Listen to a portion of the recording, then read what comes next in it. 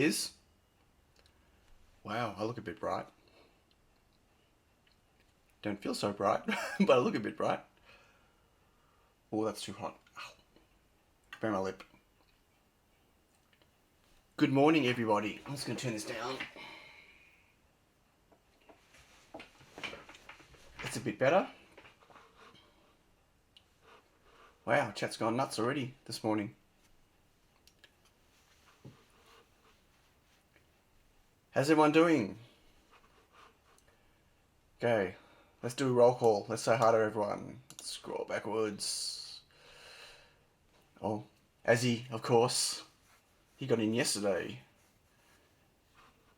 And hey James, hey Gerald, Michael, hey Charles, hey Yuri. Thanks Yuri. Yes, finally made it past 4,000 subs. Oh, that took a long time to get from 3 to 4, let me tell you.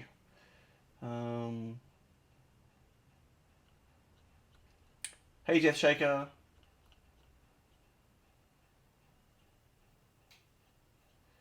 What? It's Tuesday again? It's Wednesday. What are we talking about? I hope the PNP works as well.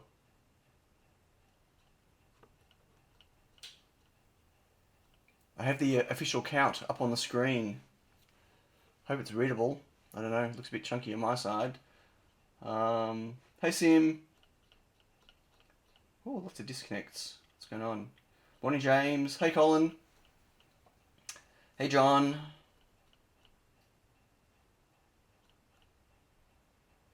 Back from a business trip.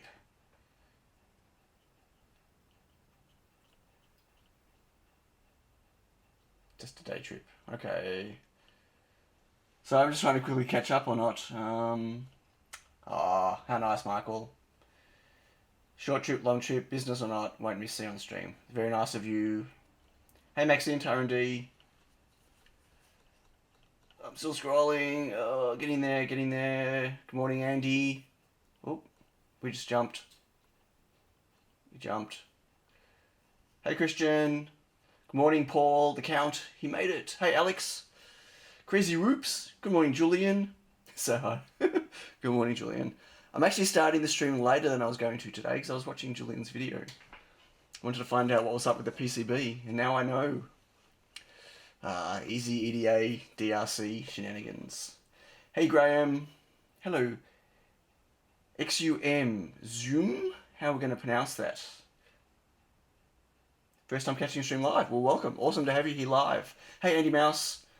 Morning Roger. Hey Chris. Wow. And Rob. Wow, Rob's here early.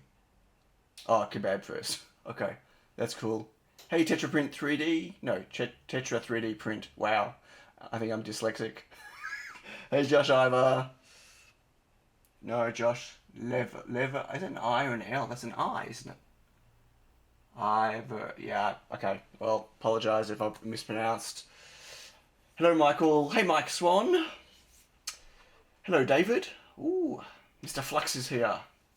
Mr. David Flux Legault. I hope I pronounced that correctly. And hello, Orlando.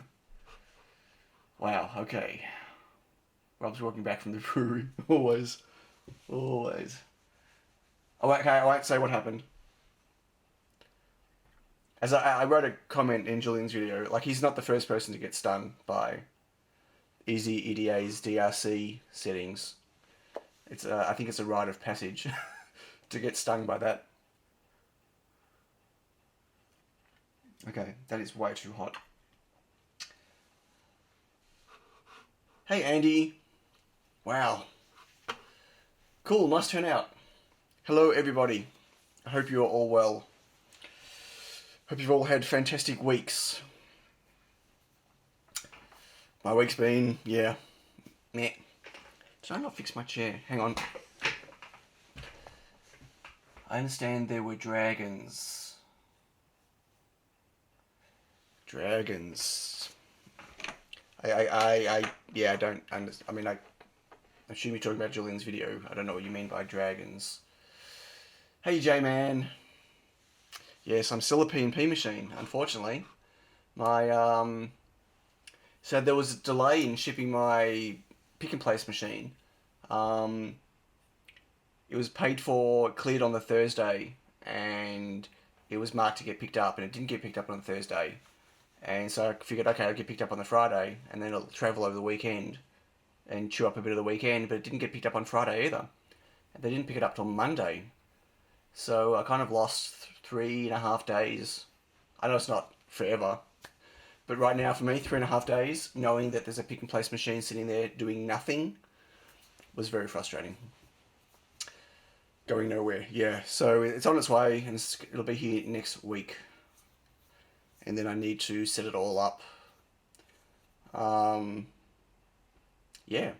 So I had to get myself a new Windows PC to run it because it requires a Windows 7 or 7 Pro PC, and I don't have a Windows 7 PC, and you can't even get Windows 7 legitimately anymore, I don't think, or maybe, I don't know. And the only Windows PC, like I couldn't put you any of my, I've only got two Windows PCs. One I use over there for Atmel and other stuff, and then one running my laser. So I couldn't really butcher any of those.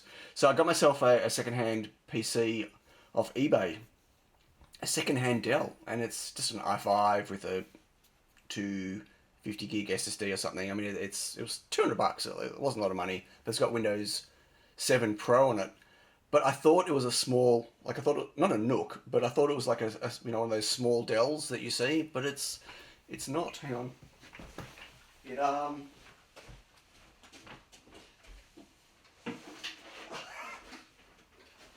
I mean, it's not the biggest machine in the world, but look at that. I got myself, oh no, it's a HP. What am I talking about? Anyway, whatever, Dell HP, same. Look at the size of this thing. It's a brick. Terrible. So, yeah, I haven't turned it on yet. I only unpacked it yesterday.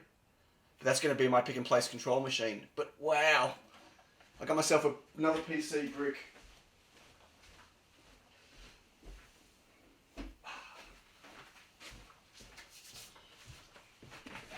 I'm not sure why I had to share that.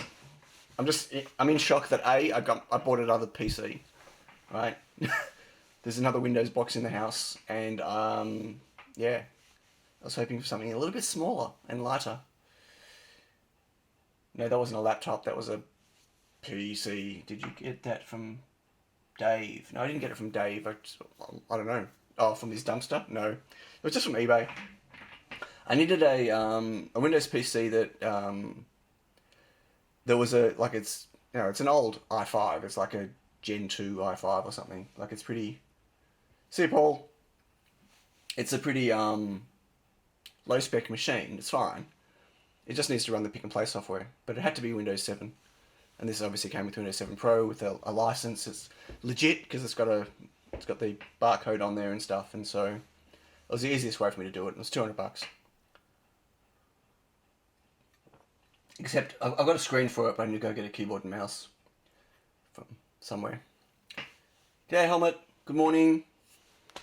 So yeah, it's been like all my stuff starting to come in, all my parts piling up. I had like 11 boxes on my floor, some of them big, some small.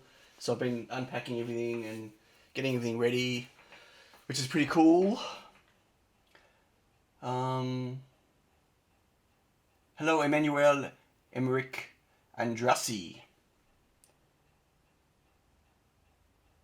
Oh, no problem. Cool. You're welcome. It's okay. You can spell my name and say my name however you want to. You may need a Dell Optiplex Micro. Yeah, too late now. I thought it was a small machine. I don't know why I thought that, but maybe because it was such a small picture in eBay. It doesn't matter. It's a shame it has to run Windows 7, but I think there are some people that managed to get it working in maybe in Windows 8, I don't know, or Windows 10.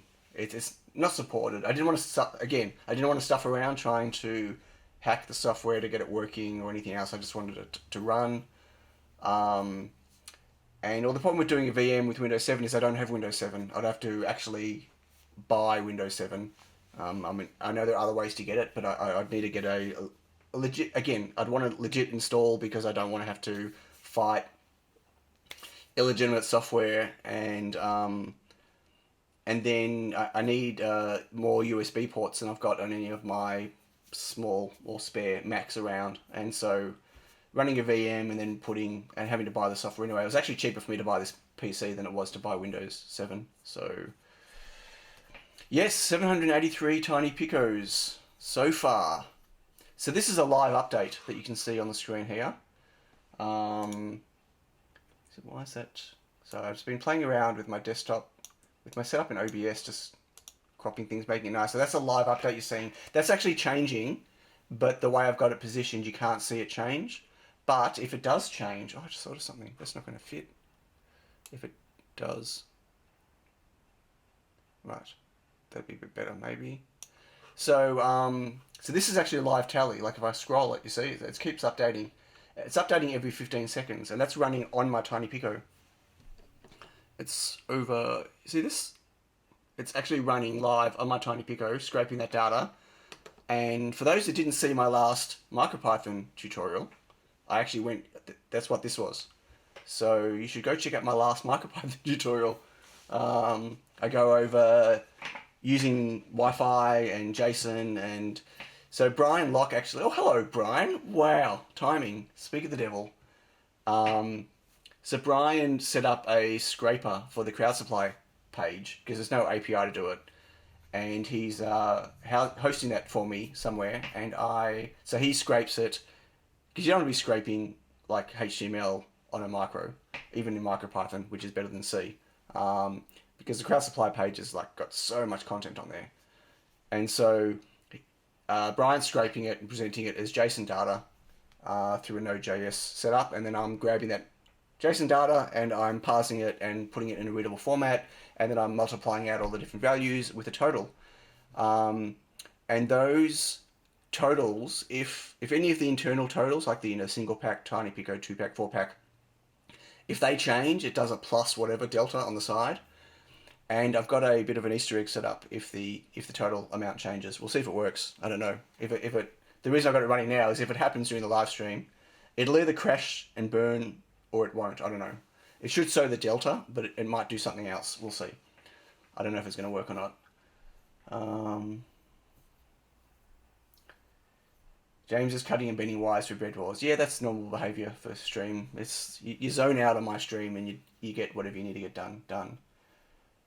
So yes, this is running on a Tiny Pico in MicroPython, and the code's really nice. Will it go ping? It might go ping. It might do something else. I don't know. We'll see.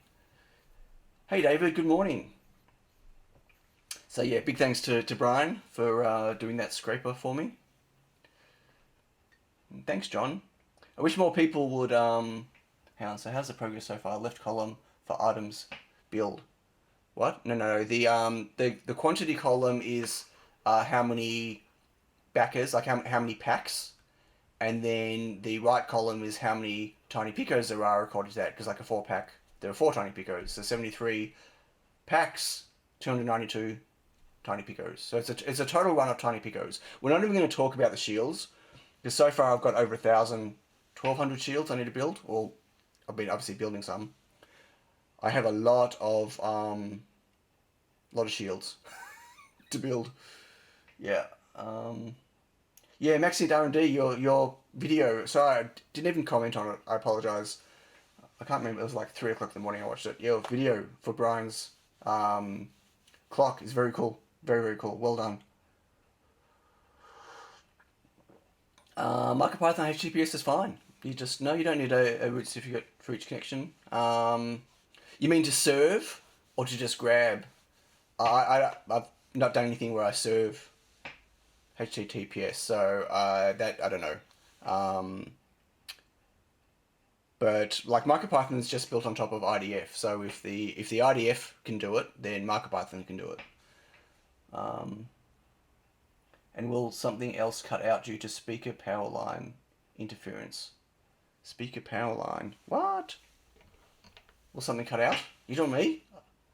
Hey Charles. Hello. Didn't we say hi already to you earlier? Maybe you went away and came back. I don't know. All the shopping carts you've stolen. What? to grab something for HD. No, this you just request it, and it comes down. It's fine. Yeah. So MicroPython, it uses I'm using a library called uRequest, which is a cut down version of the requests socket library, and yeah, it just knows that it's going to be HTTPS or HTTPS or not, whether it's secure or not, and it just grabs the data accordingly. Works great. 11 likes and 56 watching. It's okay. My as I said last week, my people. I'm not saying they don't like my videos, but they don't click the like button much these days. That's okay.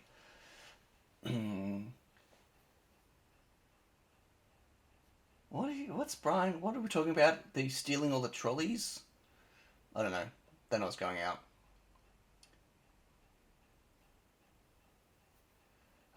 Last week, but then I must have forgotten. What does the PNP connect to with the PC? So the PNP needs two USB ports.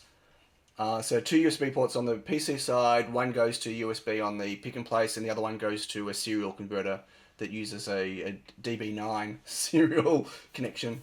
I don't know why. I'm not sure what they're used for. One of them's used for the camera. I think the USB to USB is for machine vision.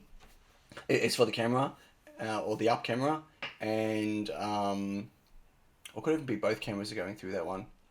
Yeah, or maybe. And I think the serial one is just to control it. So yeah, it's a bit crazy on the setup. I suppose I tried to contact you on your website a few weeks ago, but no reply. Did you? Unusual. I make sure that when stuff comes from my website, excuse me, that that it gets whitelisted because the way I send it to myself. So it should have sent it again, John. Maybe I missed it. Maybe I just didn't reply. Maybe I thought I'd be rude. I don't recall an email from you, but please try it again, please.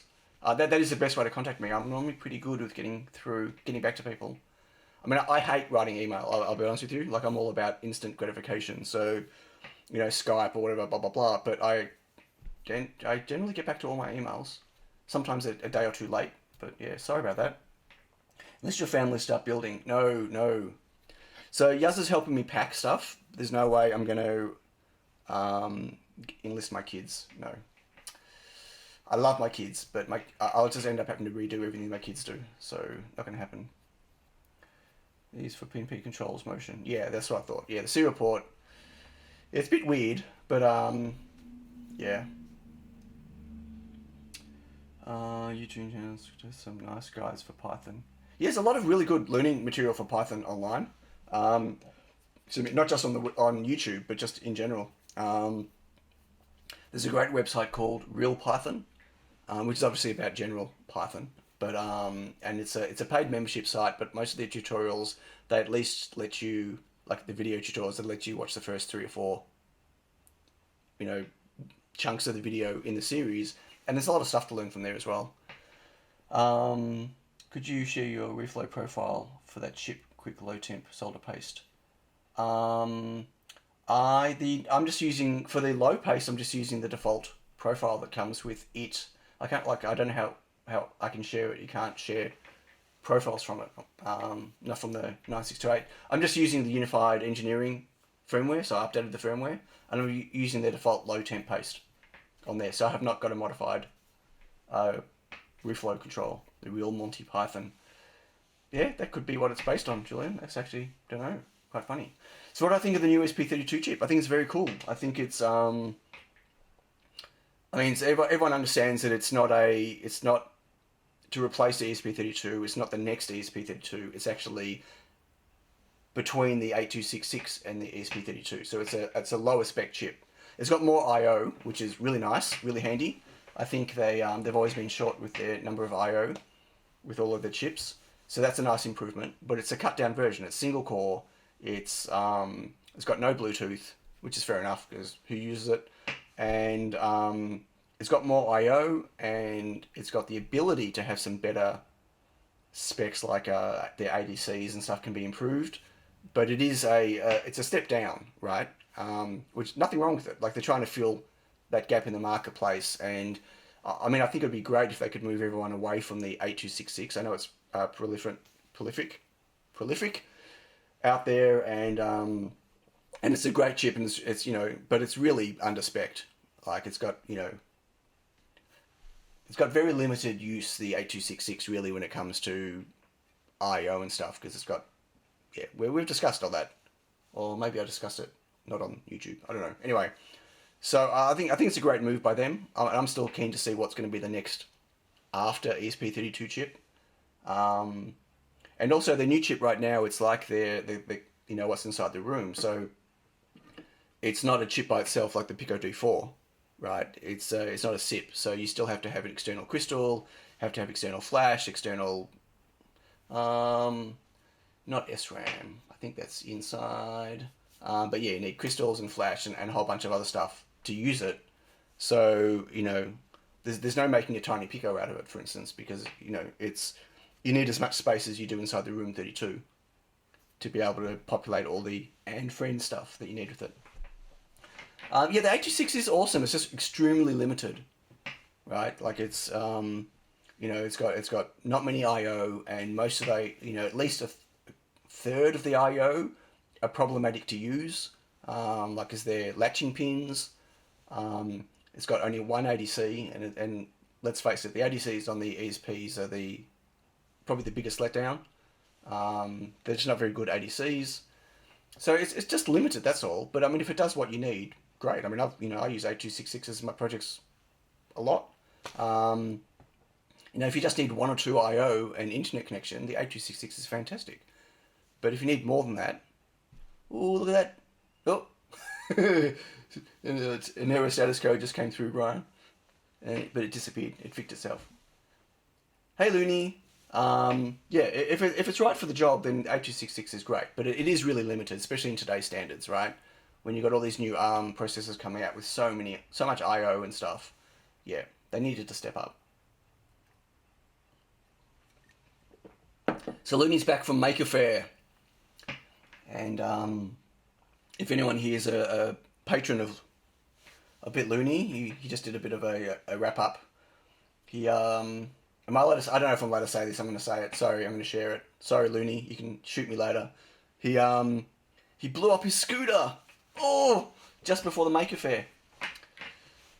My heart sank when I read that, Looney. Really, really. I felt so bad for you. Have you seen the new Arduino IoT33 board?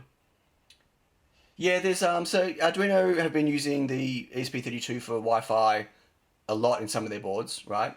And the new range of boards for the to replace the Nanos, they look quite nice. They're good. They're really jumping in and trying. The problem is now there's too many boards in their range. They're trying to make something for everyone. How many were there? There was 6. Is it 6 or 8 new Nanos or something? I think that's problematic. Personally, like it just seems crazy that they've got such a humongous range of hardware now.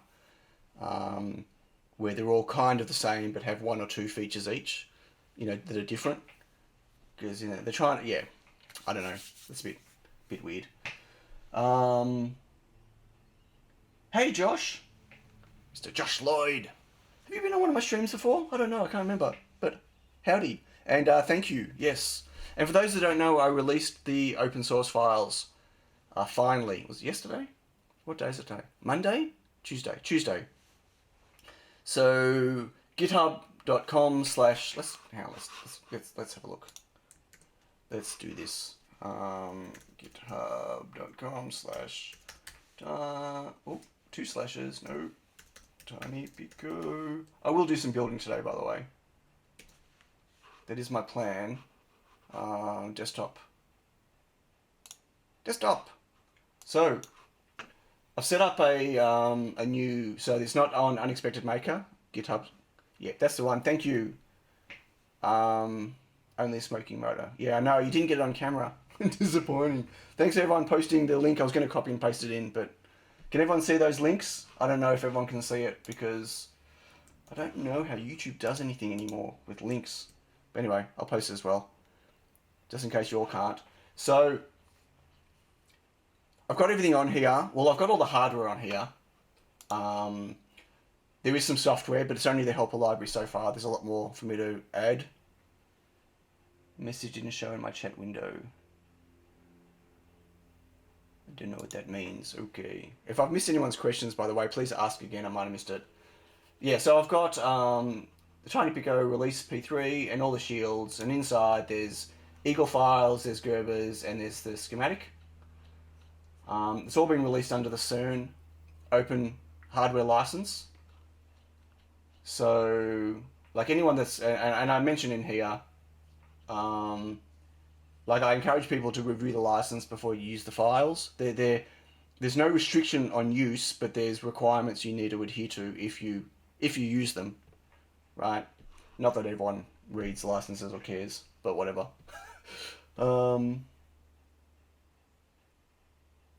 Yes, I know you lurk on MicroPython Slack, yes, and we've chatted a few times, but I just wasn't sure if you've been in my stream before, in a live stream. But, well, cool, anyway. Good to have you here. How's your board going? Have you made any progress with your design? Anyway, so yeah, there's, so I actually ended up writing an Arduino library. Like, I wasn't going to, a helper library, but I actually did, and it's okay. It's pretty,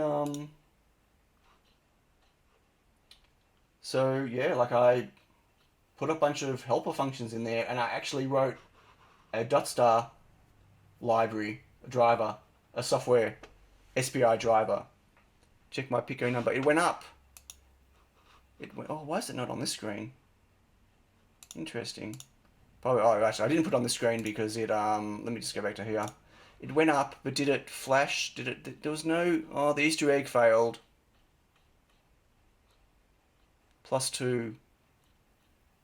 Oh, I didn't do a plus. Where's the plus? Oh, my Easter egg failed. Bummer. It was going to play a really bad rendition of the Super Mario music theme song, and it was a really bad rendition, let me tell you. But it didn't work. Oh. So I might have coded this at 2 o'clock in the morning with one eye open or one eye closed. Oh well. Am I going to release the nano files? No, I'm not, because I'm not going to. I don't think so. No, the nano's not a usable board. So no, I don't think so. And the to be honest, the Tiny Pico changed a lot since I designed the nano. Like I moved to different LDO and other stuff. Yeah, it was a really bad rendition of Super Mario. Trust me, it didn't work. No, it didn't work. There was no sound. There should have been a plus next to the 785. Let me just scroll back. This here, 218 +2. There should have been a +2 here to trigger the sound, and for some reason there wasn't. I can have a look at it in a few minutes maybe and see if I can fix it. But yeah, so I made it. So just quickly back here. I'll go back to people's questions in a second. So I actually made a proper library. So you've got the ability to control the .star, like I've done here, like tp.star cycle color, and you just pass it the time interval, so it's non-blocking, and it'll just cycle the color. You can, it's got control to set the color of it and everything else. I've added the ability to grab the internal temperatures for Fahrenheit and Celsius. So I added a little bit of stuff for the Arduino that I wasn't planning on doing. No, Rick Astley, no. It's actually one of the things I've got on my list to do is an RTTTL player. There are quite a few out there already, but none of them that'll work straight up on the Tiny Pico. So I'm going to get one of those working, and then I can get ringtones and stuff. It'll be pretty funny. Eventually, I have to see an external crystals working correctly, as well as accurate deep sleeping with external crystal. Wow, nice. Well done, Josh. No MML. What's MML? I don't know what MML is. Just finished changes to my ESP3262. 6-bit mode. Adafruit graphics added. Adafruit graphics wrapper added. Ooh. That's cool. Because you need that, right? You need graphics libraries. Although, a lot of people here will probably tell you that the Adafruit graphics libraries are slow. But that's really cool, Looney. I'm excited to see what you can do with that.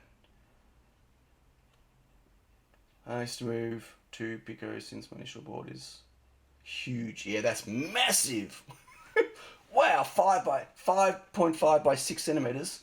Holy moly! I'm kidding. I'm kidding. Hey HMX, if I've missed saying hi to anyone, I'm sorry. Oh, Ivan Principato, hello. Did I miss anyone's questions? Look, I might go back and have a look at the Nano again at some point, but yeah, the Nano needs a redesign now because of the changes I've made on the Tiny Pico side, which is good. They're good changes. I'm not going to make the Nano any smaller. The biggest problem with the Nano is going to be heat, right? Where did I find the Mario clone? It was some Arduino code somewhere that I grabbed, and then I made my own music player to play it. But the music player, I just did a hack job, and the music player I'm playing right now is not using timers, like hardware timers, so it doesn't have the ability to hold a note, for different length notes. So what it does, it plays back the tune just with all the notes being the same length. So as soon as I played it, Yaz picked what it was, but it doesn't sound right. Like you get the tune, but it doesn't sound like the right tune. Anyway, what?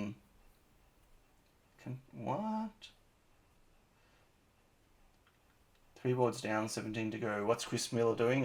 What are you destroying boards? Yeah, MML, music macro language. Right. Oh, is that what you implemented in yours? Okay. I've got a lot of stuff. I've got a lot of stuff still to do. A lot of things I really want to do that I've planned software-wise. I just haven't had it yet. I'll get there one day. Have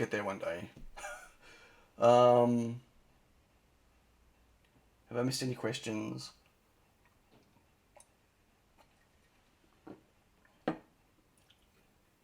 A heatsink pad won't be enough, Josh, for the Nano. The Pico D4 gets super, super hot with Wi-Fi. Yeah, I would not. It's just too small a package. I think it's going to be problematic. And my Nano's smaller than the room, right? I mean, the idea was it was going to be a module. Like it's got. Have you seen the Nano? I mean, it's got castellated edges. It is a. Where's my Nano? I don't know if I can find my Nano.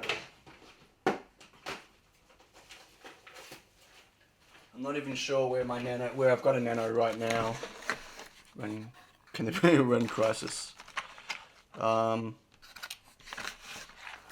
Alright, let me just switch cameras.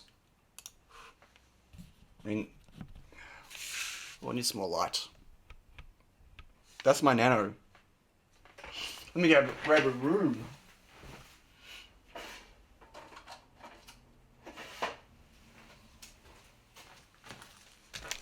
I mean, that's my Nano, and that's a room 32, right? And the Nano's got PS RAM on it.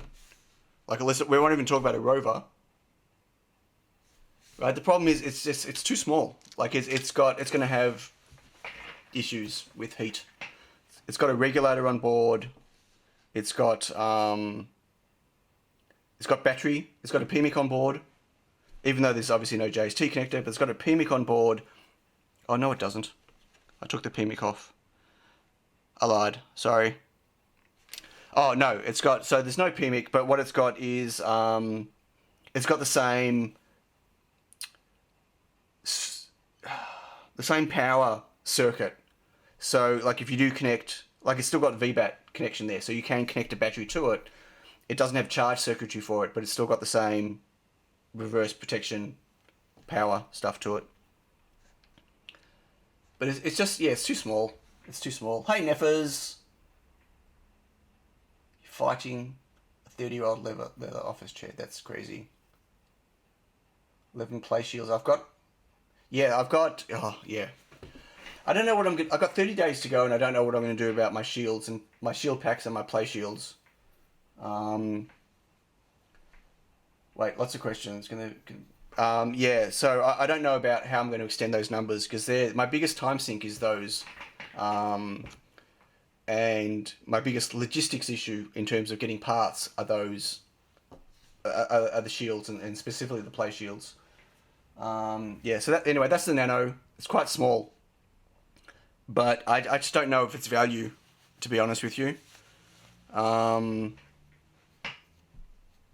It was a nice idea. I mean, it's got castellated edges on the side, and it's got castellated edges at the front for a programmer. I actually built a programmer for it. So the idea was, so these front ones are castellated, but they've also got pins. And so the idea was you could stick it on a board, and you could just have your program secretary go to it, or you could, I built a little programmer, right? And so you could put USB in, and you stick those in the pins, and you can program the board. But it's not ideal.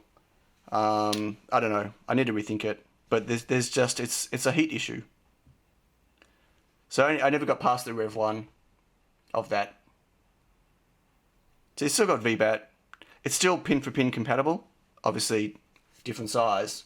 But it's pin for pin compatible to the Tiny Pico. But I don't know if it makes any sense. And I'd have to get them certified, right? Because, you know, if people are going to use these on their own board, they're going to expect, you know, it wouldn't be classed as a development board anymore, right? So I'd have to get them certified, and certification is just horrific. Like, certification would add, you know, in low quantities, you know, under 10,000 boards is going to add $2 or $3 per board just for certification. So yeah, I just not an option. Been good chair. Being good. Show both together. So what have I missed? Do you have a Rover? No, I don't have a Rover. I do not have a Rover board, but obviously the Rover is considerably bigger than the Room. Yeah. So this is really too small. How hot does it get? The actual D4 can get up to like 90 degrees, 100, you know, close to 100 degrees when you're hammering Wi-Fi. And if you think of the size of the Pico, there's not a lot of place for the heat to go, right? Off the chip. So the chip gets very hot. Hey, Amos.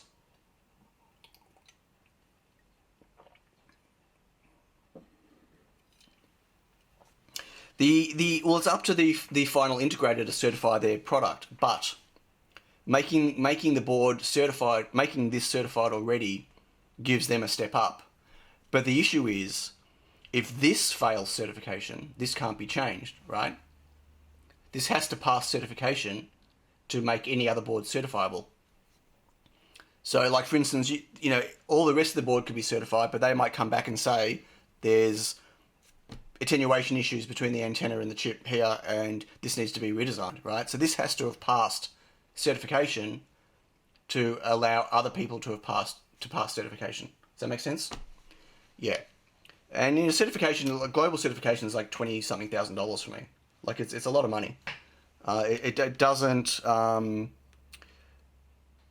become cost effective unless you're doing, you know, 20,000 plus boards. But even at 20,000 boards, adding $1 per board to the cost when you can pick up a Room for $4, it just doesn't make any sense.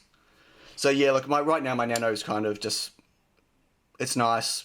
I might do a respin and make a few of them, and maybe I might use it on some of my projects, but I don't think I'm ever going to. If I do ever sell them or release them, they'll be uncertified, and I'm just not sure how useful that'll be. So yeah. Okay. From a designer's point of view, do I consider PICs obsolete? No, they're absolutely not. And Microchip are breathing some new life into PICs. So some of the new PICs that are coming out are really good. Really, like, low power, high performance. They're nice chips. I just think there were there's too much stuff in the marketplace. Like, ARM are winning everything. ARM are winning everywhere else. Like, I just don't feel like there's a need for so many different microchip technologies. I mean, AVR's going to die soon at some point. Like, even, you know, Arduino are moving away from AVR. Like, all of the new Nanos are using NRFs and stuff. So I feel like AVR will go, and then at some point PIC's going to have to go, just because it's nothing wrong with it, but it's just not, yeah, it's just too many different things in the marketplace. So, plus there's already a whole bunch of variations in the ARM space. So, Okay, well, I'm so disappointed about my little Easter egg on my board. Well, oh well, what are you going to do? It's a lot of you. Yeah, no, I've stopped. Hey Pierre, I've stopped. I'm not building tiny picos by hand anymore. I'm building all my shields by hand, and once my pick and place turns up, I'll be building all my tiny picos on my pick and place. But I do need to start building. Well, I don't have to. I'm happy. We can just chat the whole stream, or I don't even have to build. I was going to build more RTCs. I've got another. I can't tell you how many more boards coming, but I wanted to finish these 3 panels today or tomorrow. Just get them out of the way. But yeah, I've got stacks more boards on the way. So right now, I'm in a holding pattern right now. I've got PCBs aren't going to be. I've got I can't tell you how many PCBs I've got. Thanks, Creed Solutions Group. I appreciate that. The super chat. Thank you very much. So you want me to build them so you can? I'm happy to build them. Speaking some Risk V microcontrollers start appearing. Yeah, the Risk V, that's the point, right? So the Risk V stuff is amazing, and it's definitely at the higher end of what's possible. ARM is just pushing ahead so fast, it's out of control. You got to remember that in the microcontroller space, it might not look like it's going super fast, but with Apple and Google and everyone else that are building ARM-based microcontrollers, it's just the speed at which ARM in general is progressing is crazy. You can play this one, Super Mario Brothers main theme. Yeah, except that probably won't play Maxint on my player. My player is really limited right now. I need to make something a bit better. Hello, Jay. I'm using microchip because of the high temperature specified performance. I love the microchip stuff. I prefer their ARM stuff, their SAMD range. I use them a lot. I really like. Look, I like that everyone's got great products. I just think there's just too many options out there, and they're all pretty much offering the same now anyway. It's all about memory and I/O and stacks of peripherals inside. At some point they're all going to be same. Hey Scott, how you doing? Play it now live from my computer. Oh, okay. So every time the number goes up, I just play it from the computer? I don't want to do that. No, that's okay. ARM is British. Yes, it is. Welcome to your first live chat, Creed Solutions Group. It's great to have you here. There's a play button on that page. You really want me to hit the play button? I don't know, maybe. Tooling is very, lackluster for some people. The Atmel Studio, I don't mind it too much. STM, their ARM chips are fantastic. They really are. Some of their tooling is good. Some of their tooling's bad. So many people are used to just the whole Arduino thing, right? But there's a world 100 times bigger out there outside of Arduino when it comes to, C++ and microcontrollers and getting the best out of a micro.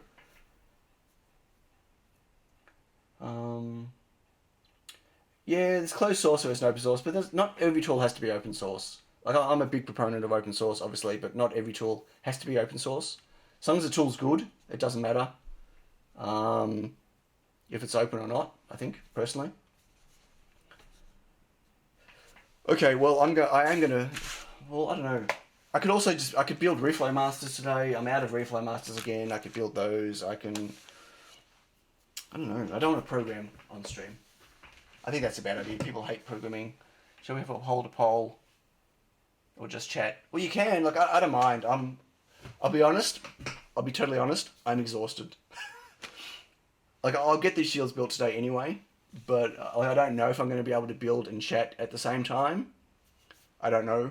I don't know if I could do it as well as I did last time. That's what I was saying. So I've got PCBs that won't be hit till Thursday or Friday. because I'm out of a whole bunch of stuff. I've built almost 300 proto boards now. I've got parts that got stuck in customs with a nice whopping bill from LCS. It was the biggest order I've ever done from LCSC. It was, yeah, big. And got stopped at customs, and so I had to pay. There wasn't a lot of duty. I had to pay duty, I had to pay customs clearance fees, and I had to pay GST, which is our goods and services tax, which is 10%, which I can claim back, which is fine. But I had to pay all that. But they rang me up to talk to me about clearance on it, and they asked me some questions, and they didn't tell me there was anything owing on it. And they said, okay, cool, thanks very much, we'll pass it through for clearance. And then the next day, it was still sitting there, so I rang up and said, what's going on? Like, it was supposed to be here today. And they said, oh, no, there's money owing on it. Didn't that person tell you? And I said, no. So I had to pay all that stuff, and then that was yesterday. I'm hoping today, and then last night it still hadn't moved. So probably I'm not going to get it probably till tomorrow now. And that was supposed to be here last week. So like I've got every single shield I need to make is missing a part or two or three. And those parts are there and I can't do anything. Like I can't even bag anything. Yaz can't bag anything right now because stuff she needs is in that big order. So it's been like 4 or 5 days of just spinning my wheels and I'm just building whatever I can. It was with DHL. It's not a DHL issue. It's an Australian customs. Well, I don't know. I've never had stuff stopped with DHL before, but I've had a lot of stuff now. Like the stuff I'm ordering's got a very large dollar value, and so anything under $1,000, there's no duty, there's no issues. It just comes through. It doesn't get stopped. Anything over $1,000 gets stopped and looked at. Well, most of the stuff I'm buying right now is many, many, many thousands of dollars per order coming through, and so I'm getting stopped on everything, and they're questioning me what I'm using it for and all sorts of stuff because it's unusual behavior, right? I'm not looking forward to seeing what happens when my pick and place turns up. Ooh, what happened to here? Error status 502. Yeah, sometimes it fails to get to Brian's server, but then it recovers on the next come through. It's interesting the move STM just made with combining their Cube MX, which is where you define all your I/O and stuff, with an IDE and having it in together, because they're still using Eclipse, right? And Eclipse is not great. Can I break up the orders? Well, I could, but I'll end up paying heaps more in shipping, right? So whatever I save. So the customs and the duty amount isn't a huge amount. Like it's a few $100s, right? I wasn't expecting it because I've never brought anything this big before. The GST I get back, like the GST, obviously, on my last order, my GST bill was like $700 and something, right? Because it was almost an $8,000 order. But if I split it into, if I split an $8,000 order into 8 $1,000 orders to get them all under, I'll save $100, but I'll spend $300 more on shipping. So I just don't think it's worth it. Becomes a bit of a logistics nightmare. Hello, Mr. Watts. Can't stay long, so I'm going to say hello. Off to climb a small mountain. Ooh, nice. Are you going to vlog it? That'd be cool if you do. I miss your, I know you did one for Japan, but I miss your just random vloggy stuff you used to do back in the day. I think you should do that again. In New Zealand, they catch you breaking up orders to avoid tax. They hit you hard. Yeah, it's not worth it. But I've had 3 massive, hey Tony, and if anyone else popped in that I missed, I'm sorry, hello. I've had 2 out of 3 massive orders come through, like the biggest orders I've ever done. And I've been hit now 2 out of the 3 times. The third one I'll get hit as well. The third one's coming TNT, not DHL. I don't know what that experience is going to be. There shouldn't be duty on it because I've got a certificate of origin with the duty, the free trade agreement certificate, so that should not make me have to pay duty, which is 5%. But it's still going to be like GST. Like I've spent thousands of dollars on GST, and it's going to, I won't get it back for 3 months or so, which is a bit of a bummer. You're going to go all the way to Kilimanjaro and not climb it? What? That's crazy. Climbed a mountain. I tried to create a GPS logger. Yeah, I remember. I'm going to go again. Okay, that'd be cool. I remember your little plastic container with your GPS logger. That was great. Yeah. I miss those videos from you, David.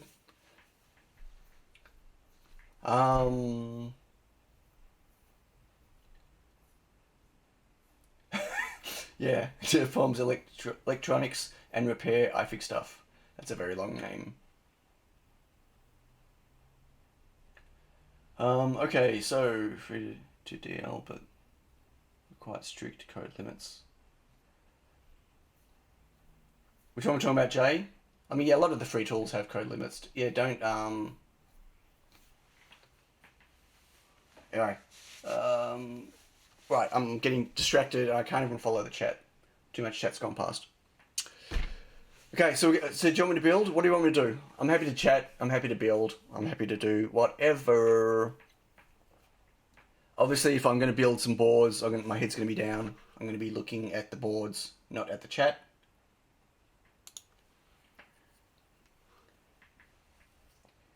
Well, you've got Workbench, which is free, not code limited, right? Paint a picture. You know what? My artistic skills are not bad, but I can't paint. I can't paint and I can't draw. I wish I could draw. I'm in awe of people that can draw, but I can't draw. Yeah, there's some free tools that you can work with STM. But some of the better tools, yeah, they're free versions are code limited in size. I've still got my STM development board over there that I really want to play with. I just don't have time. Take a break from building stuff. Just chat or do something different. Hey, Ian. Do something different. Yeah, then I'll feel guilty later. No, I can. Well, what else can I do? I don't know. What do you want to do? Do you a board with fine pitch, pin pitch components? I like to see human P with difficult components. I'm struggling with hand soldering 0.2mm pitch currently. What do you mean by hand soldering? I don't hand solder fine pitch. I stencil, stencil and reflow. I stencil and reflow on my board. I don't like when I'm assembling. Where's an RTC shield?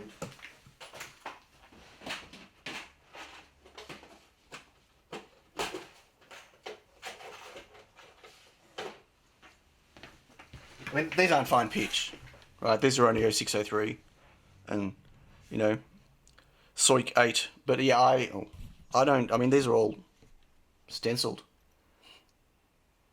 I don't hand solder on this stuff. Are you crazy? I mean, I can, but why would I? Like, firstly, it's messy. You can't get things really nice and straight, and I'm doing a panel at a time. Like, why would I hand solder? That would be crazy. I stopped hand soldering a long time ago. I mean, unless I need to. Even if I'm doing like just a prototype, I get a stencil. Stencils are $8. Big deal. Get a stencil. Then you don't have to be concerned that your soldering is the issue of a problem. You know, if you've got a problem with the board, it's not going to be your soldering. Like, it's not going to be a dry joint or something else. Don't feel guilty. It's like taking a mental health day, but shorter. Yeah, but I feel like I'm taking a lot of mental health days right now. Like, I feel like I'm going in slow motion because of, waiting for stuff and logistics. What is that colour? What colour? Which colour? What? Hey, did you cool things? Seem to be considering fines. Maybe 1K subs lit up. I'm waiting for it to hit to 1K as well, but the campaign has slowed right down. No, Yaz does not solve the boards. No. She doesn't want to learn. She doesn't want to do it, and I don't particularly want her to do it either. What colour of the board? That's black. Black with Enig. What do you mean, what colour? That's the matte black. Can you not see that? I think it's the reflection for the Enig that makes the boards look funny. Yeah, but that's just matte black with Enig. Drag soldering. Drag soldering is well, a bit hard to do that with QFNs, right? A bit hard to hand solder QFNs. Drag soldering's fine, but yeah, again, Caroline says she does what? What does Caroline say? Caroline's done some soldering, hasn't she? That's Caroline's Brian's wife, for everyone that doesn't know. Yeah, the reflection makes the Enig look funny against the especially the green. Let's not talk about my two soldered bridges and bridge boards. Oh, she wants to learn. Okay. Unique seems awesome, but damn. Oh, it absolutely puts the cost up. It's massive. And look, at the end of the day, maybe I shouldn't have done it for all my shields. I mean, obviously for the tiny pico, it's important. Pretty much for anything that's QFN, it's kind of important if it's fine pitch. But I just wanted all my stuff to be consistent. So, like you can still see the Enig on these boards. I just, and then when you're talking about the quantity of boards that I'm getting, like it gets, split across the cost of each board. And like when you see an extra like $25 or $30 charge, Australian, I don't know what it is in US, on the boards when you're only doing like, 10 boards or 5 panels or something, you think, oh wow, that's a stack, right? But when you're ordering 50 or 100 panels of boards, it really doesn't cost that much more, and it's so much nicer to work with. Although I have to say, it's not harder to reflow, but it's like you got to get your reflow settings really perfect. You know how, like, I've said it before, you can pretty much stick any board in a toaster oven without a reflow master, for instance, and visually watch it reflow and pull the board out, or you can hot air stuff, right?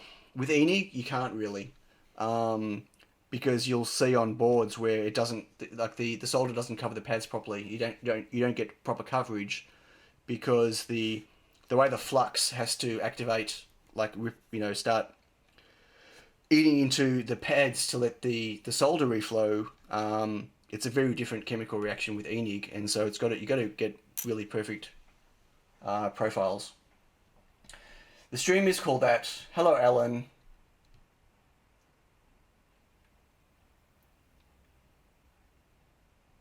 Hey, hello. Is it Berger? I don't know how to pronounce that, but hello, welcome. So what does everyone want me to do? Quits Easy Eagle versus KaiCat. For a beginner, I don't know, if you're going to get your stuff done at JLC PCB, probably Easy EDA would be your easiest tool to use, I would think. Yeah, Alan messaged me yesterday and said, are you okay? You didn't catch a stream yesterday. Or didn't catch a stream. And I said, yeah, I don't stream on a Tuesday. Randomly decided Enig and PCB whiteboards look nice, but after soldering most is not visible. That's right. I mean, when you solder everything on, you can't see the Enig anymore, but well, you can with header pins, obviously. But yeah, I don't know. I just wanted all my stuff consistent. No, Enig is not the way to go for starting out. So, does everyone understand the difference between Enig and Hassel? Happy to explain it. I can. I mean, that's fairly fine pitch-ish for an IC, but I need something. Let me find a Hassel board. Hang on, and we'll talk about it.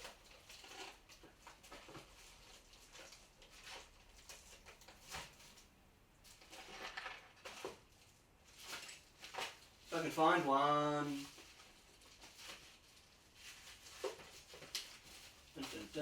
Anyone, anywhere?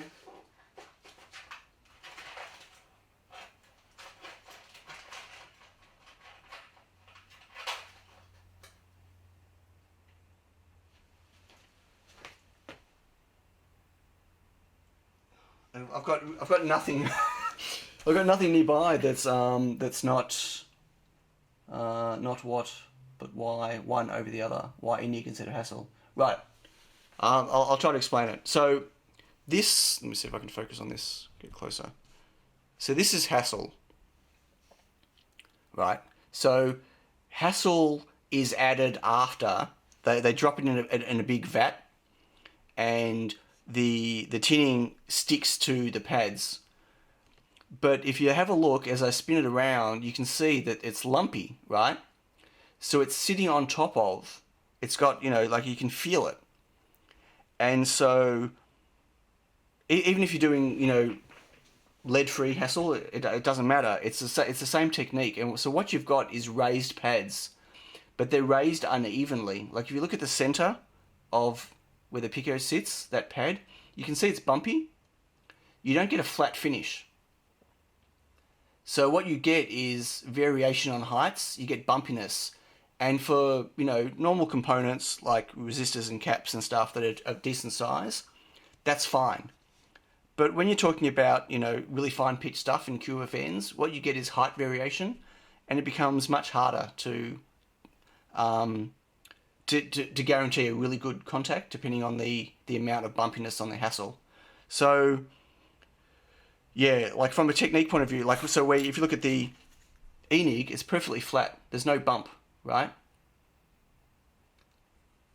It's perfectly flat, and so you guarantee to get everything on the same height, and it's much better for doing fine pitch work, and just in general. There's also a what? Yes, Brian has added the Tiny Pico, the shield footprint, obviously, not the Pico D4, but, to plug a Tiny Pico, like to make a shield. Brian added a Tiny Pico footprint to Easy EDA. Yeah, it's basically solder. And so you get, it's just not great when you're doing super fine pitch stuff. That's all. So, and it doesn't look as nice. So even if you go hassle, like lead-free hassle, ROHS hassle, RSH, or whatever, that also adds cost anyway. So if your board needs to be lead-free, you need to jump up to the next tier of hassle, and the next step from that isn't as big to get to ENIG at that point. One's hot dipped and the other's plated. Yes, but hot dipped. But the issue with hot dipped isn't the technique they use. It's what it does, like what you get on the board in terms of bumpiness and inconsistency. Yeah. Okay. Why would you have hassle? Looks like it'd be a pain in the ass to surface mount. No, well, it's generally fine if your component, like if you're working 0805 or even 0603, it's fine. And like all my early Tiny Picos were hassle. I wasn't spending money on ENIG when I was developing the board, and they all worked fine. It's you can definitely use it. There's nothing wrong with it. But the finer you pitch you go, like you wouldn't want to do it in production. You wouldn't want to go hassle. I wouldn't think even lead-free hassle. You could electroplate it yourself, I guess. Raspberry Pi is ARM. I don't know. Yeah, I mean, it wouldn't be a lot of gold. Like I'm pretty sure this panel cost me more than the amount of gold on there, right? Like if I was to try to salvage the gold on that, I don't think it would be worthwhile. But it looks sexy. It is ARM? Okay, cool. They sell gold solution chemical. I don't know any other techniques. All I know is that when you get ENIG, it's electroplated, I believe. What do you make a next step from hand soldering? If you're going to be going stencils and paste, I would not be doing hot air. I personally wouldn't do hot air. It's not a step between, it's a different direction. So the problem with hot air with solder paste is you don't reflow the paste properly. Just because you visually see it melt and turn into what looks like solder doesn't mean you've done, you could have, you could have stacks of solder balls, you could have bad connections, you might not have activated the flux properly, it might not have a really good connection to the pads, and you won't know that. Visually, you won't see. Solder balls you can see if you've got a microscope. Plus, you've got the issue of parts moving around if it's too close. If you're hot air, if it's too close and too hot, it's going to not reflow properly and possibly move your parts. If it's too far away, it's going to take too long. You risk ruining or burning components that are around it. So it looks brown just because of the lighting, but it's definitely black. Solder balls, Mike. Yeah, you get, and again, for passive solder balls around it doesn't. I mean, it just looks ugly. Doesn't really cause problems. But for any type of ICs and stuff, you end up getting shorts potentially, or you get blobs of flux stuck between pins, and which never gets cleared off properly. Um, so it's a paste is designed to, like, it goes through a first step where it activates the flux, and the flux has to activate and start eating into the pads before the solder starts melting. And if it's too hot and it happens all too quickly, it just doesn't activate and work properly. Will your board work? Probably, but yeah. And toaster ovens, I mean, they're cheap. 40 bucks. You can buy a toaster oven cheaper than you can buy a hot air station, basically. And you don't have to have like a reflow master or a controller. You can definitely do it by eye. I did. My first set of months were reflowing in my oven, just by watching with a torch, and timing it.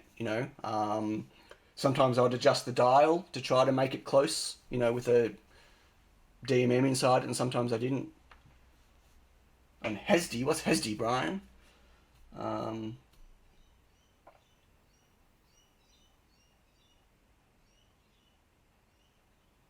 Yeah, oven has a temperature profile. Yeah. Hey, CGSs. Yeah. Hot air is fine. Like, you can definitely do it. If it's just for you and it's small areas and stuff, sure.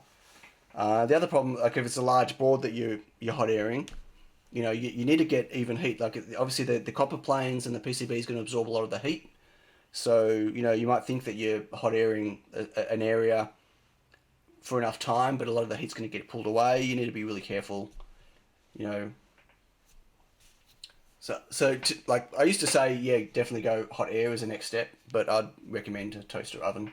Even if you're just visually looking at it, you'll still get a better job than you will with hot air, I personally think.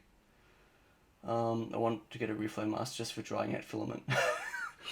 Well, it's actually funny. I was working on some code for my reflow master. Like I run a hacked version of the code, obviously because I can, but also because I do some pretty shitty things. And so actually I wrote some code that I could actually dry my boards out after I clean them. But it turns out putting them in the kitchen oven's much better. So I just do that now. Yeah, we don't get ovens often in LD here, unfortunately. But like, yeah, I'm just using a Kmart oven, $30, whatever it was. That's great. If you use colored enamel on your boards that burns in the oven, hot air isn't a bad option. But if the colored enamel is burning in the oven, that means your oven's too hot. But if you need that heat for your reflow, then it's going to be the same. Like, if you're not burning the enamel then with a hot air gun, it means you're not reflowing your paste properly. Doesn't require a stirring fan. It's a stirring fan, no problem. No, I mean, an oven, like, so the reason you need a fan on, like, the T962A, let me just change screens. Okay, you can't even see it on that. Right, mate, you can just see the drawer sticking out just there. You need that in there because of the way the heating elements work. You need to push the air around, but in a toaster oven you don't, because it's designed to heat in a volume with all the metal and everything. Doesn't really need to be pushed around, no. And generally the hottest part of the oven is going to be, because if you've got 4 elements, top and bottom, like front and back, the hottest part of the oven is generally going to be around the center anyway, and that's where I reflow, and that's where I've got my probe just underneath. So yeah, it's I got very, very consistent readings with my oven. But it's about getting the right oven, the right volume, the right power, with the right elements, because like some elements can, don't heat up as quickly and stuff like that.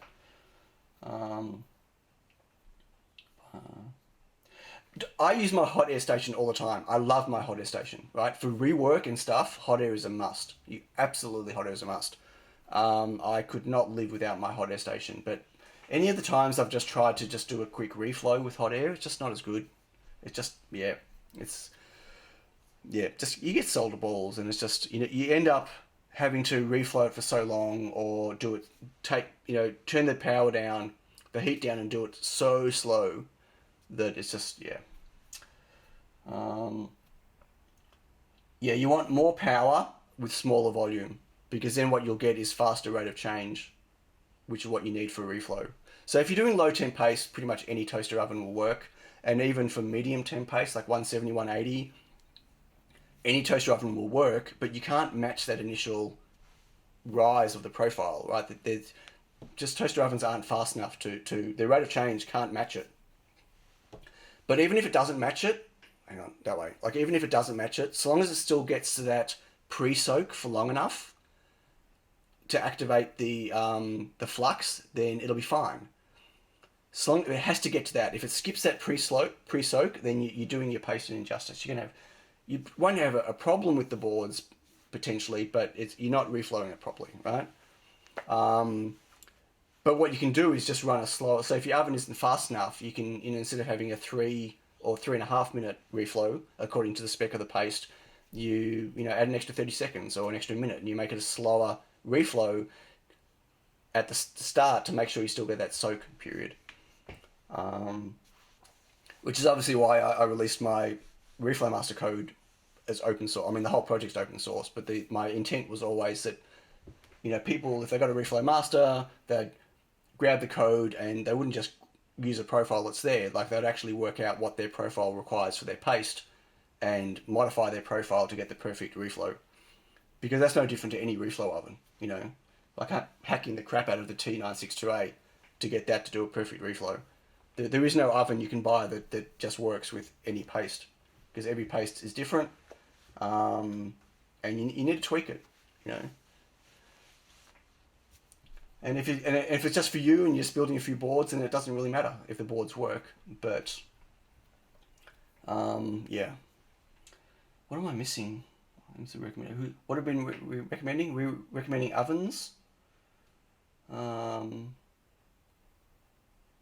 Need to replace the backup resistors on your board. Well, cameras always blow up visuals, right? There's no LED you can put under a camera that doesn't blow up and look like it's 100 times brighter than what it is. So visually, as long as it looks okay, then it's fine. When parts have different reflow profiles and paste has its own profile, how do you measure requirements? I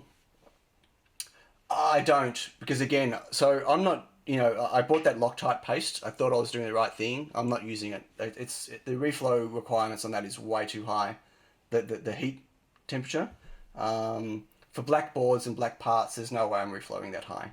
That needs a conveyor belt oven to do that, right? You can't do it with an isolated oven, no matter what it is, where there's, even with stirring fan to push air around, you cannot reflow high temp paste in a fixed isolated thing. Greg Davil will tell you something different, but he's actually making a custom convection oven to do it, right? Which is very different.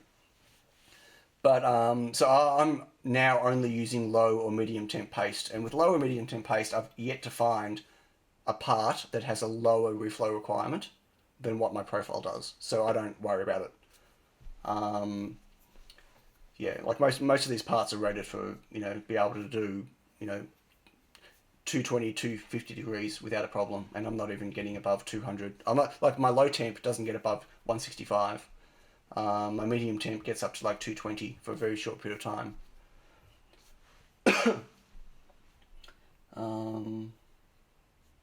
about soak, and then it's about hitting the peak temp, and also hitting the peak temp for long enough, because a lot of the reflow graphs will go up and down on the peak temp, but most toaster ovens can't get to that peak so quickly. So sometimes you want to extend it. You don't want to overshoot it, but sometimes you want to extend it. So if it needs to get to 220, and on the graph it shows 220 for like 2 seconds, you might want to make it go 220 for 10 seconds. Because by the time it actually gets to 220 and then back down again, you're probably only there for 2 seconds anyway on a toaster oven. Find a paste that soaks at lower temp than parts and profile to that.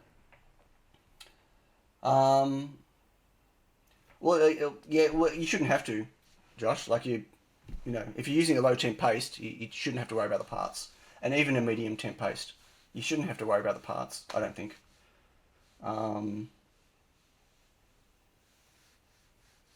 I've yet to, like, even when I've reflowed a lot with my Loctite.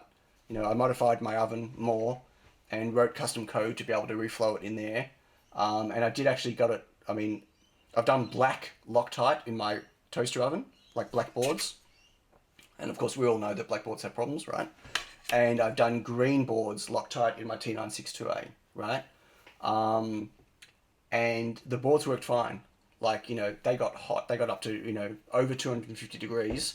And, the boards worked no problem. But will they fail down the line? I don't know. That's the problem with when you roast components, you don't know necessarily straight away.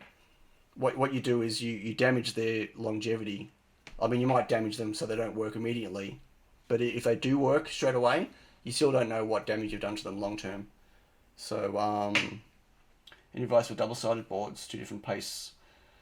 So, no, you don't need 2 different pastes. I do, all my Tiny Picos now are reflow double-sided. I was hot airing the RAM on the back, but now I'm not. I'm reflowing them. So, and they're both using the same paste on both sides. So what's really cool about reflowing and surface tension is that if you put a board that's been reflowed, right? So it's a finished board, right? Let me just switch cameras. So I got this board here, right? And it's got all these parts on here. If I put that in the oven, forget about this because it's not going to sit flat, right? But like if I put that in the oven and none of these parts were touching anything, like it was supported so no parts were touching, like to get knocked, right? I could stick that in the oven and reflow it, and the parts won't fall off. Because the same surface tension that makes the parts go into position, that pulls it into position and holds it, is the same thing that holds the parts on. So I wouldn't put it upside down and knock the board, right? Because you'll get parts moving. But if you just have it upside down and reflow that, the parts don't move. They don't fall off. They don't change. Doesn't matter about you don't have to do the 2-temp. The challenge is, how do you mount your boards upside down and not have them move? And I couldn't solve that easily with the Tiny Picos. So what I do now,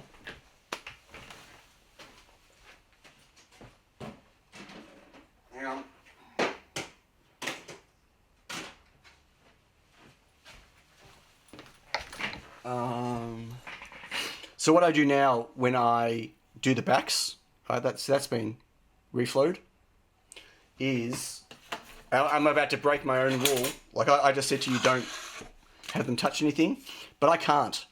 There's no way I can support this without risking the antenna or anything else. So, I mean, obviously I don't have the blue clip on it. When I do these, right, I line them all up here. So they're touching the USB and they're touching the antenna. Why will my camera not stay in focus today? So I'll line them all up and I'll reflow them like this, right? Putting them in the oven is not a problem because obviously, it's not hot yet. You just got to be really careful taking them out of the oven. So getting them out of the oven and getting them off this PCB is the challenge. Because after reflow, even if you've let it cool down for a while, if you knock the board like this, which I have done, guaranteed I'm going to pull the antenna off the pads. And I've done that before. But I've only done it to maybe 2 boards out of obviously quite a lot of boards. So I do break my own rule and I put them upside down like this because I don't really have a choice because I've got no way to support it. But for a bigger board that you've got a way to support it, you just have it on something. Whether it's some other PCBs on the side or something, and then you don't have to worry about it.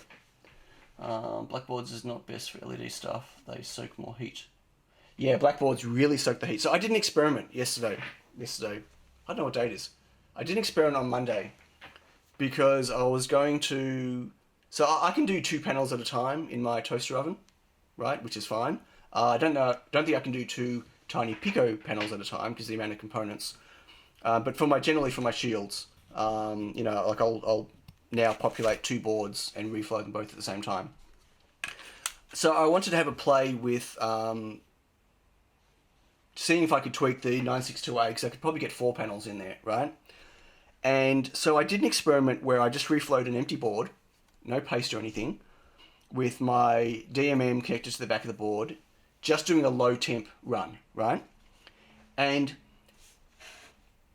this is something that didn't even occur to me. Like, you all know, does everyone here know that I roasted some boards?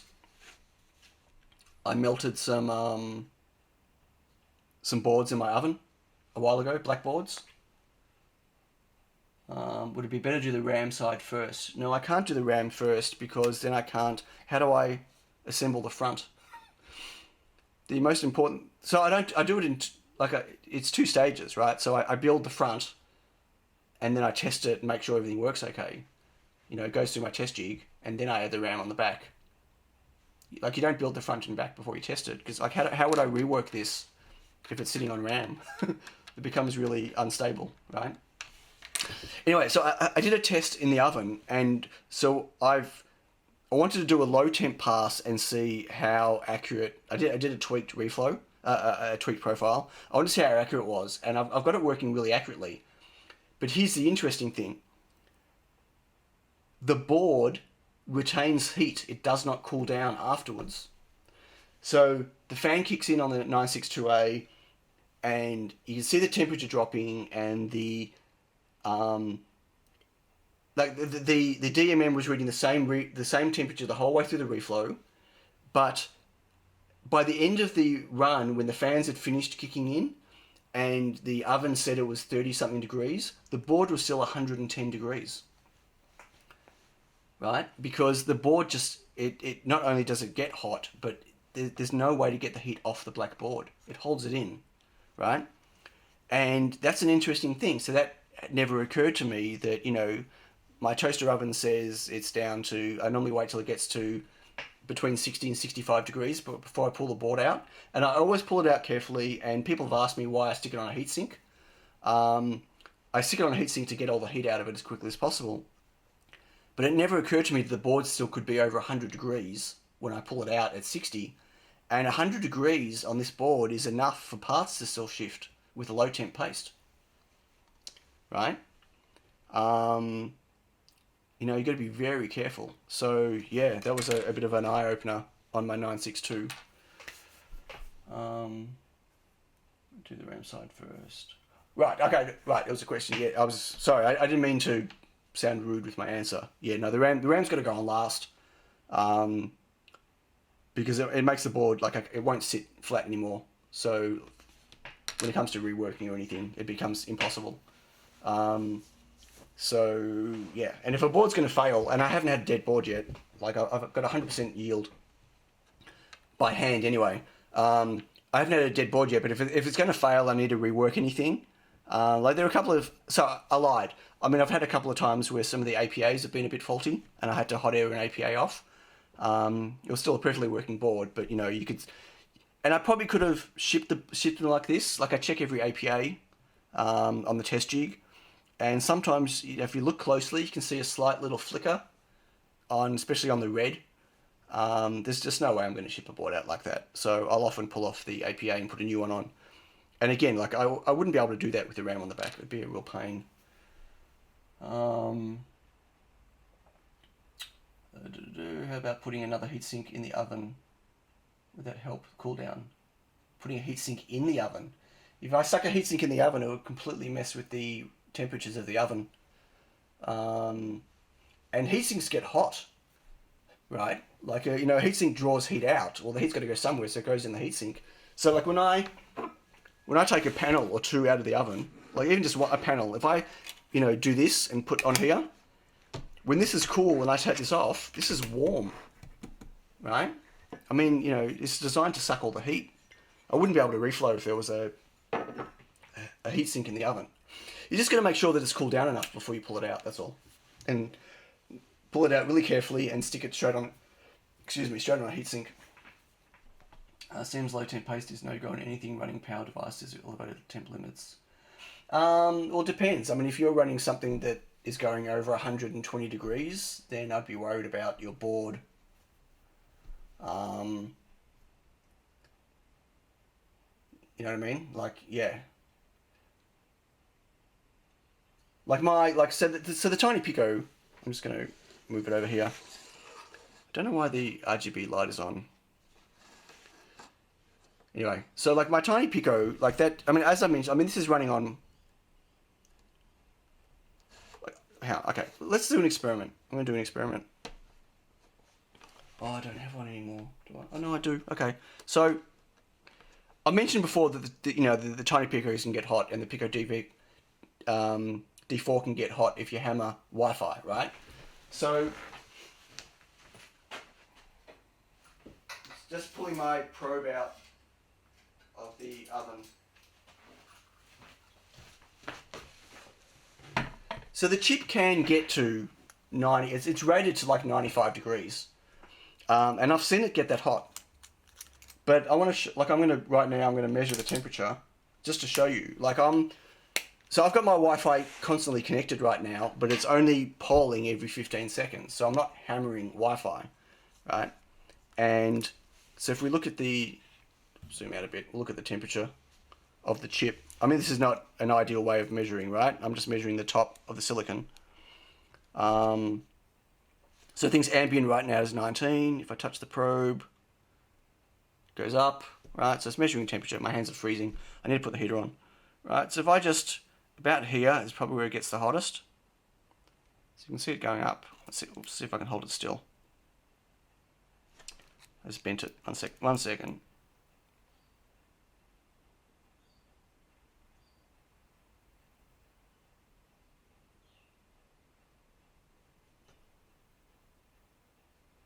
You get to maybe 30 degrees. I mean, that's fine, right? If I touch, but that's also a lot of the heat from the board is coming out through the header pins and coming into here. So, that also helps as a heat sink. Like if I touch the ground.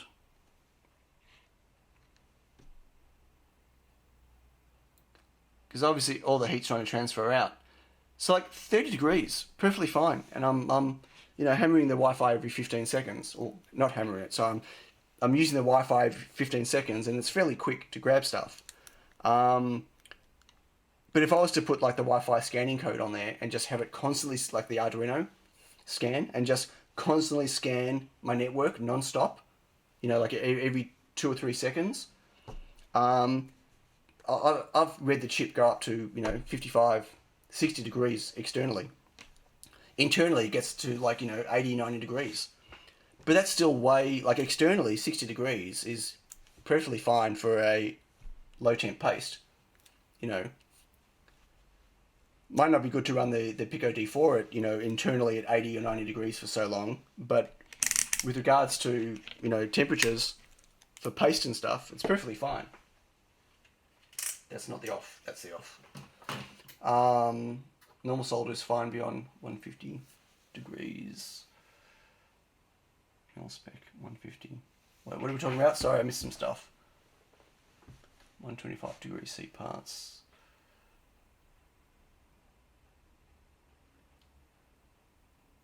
Hey Barnabas. Yeah, I mean obviously if you're using parts that are spec'd for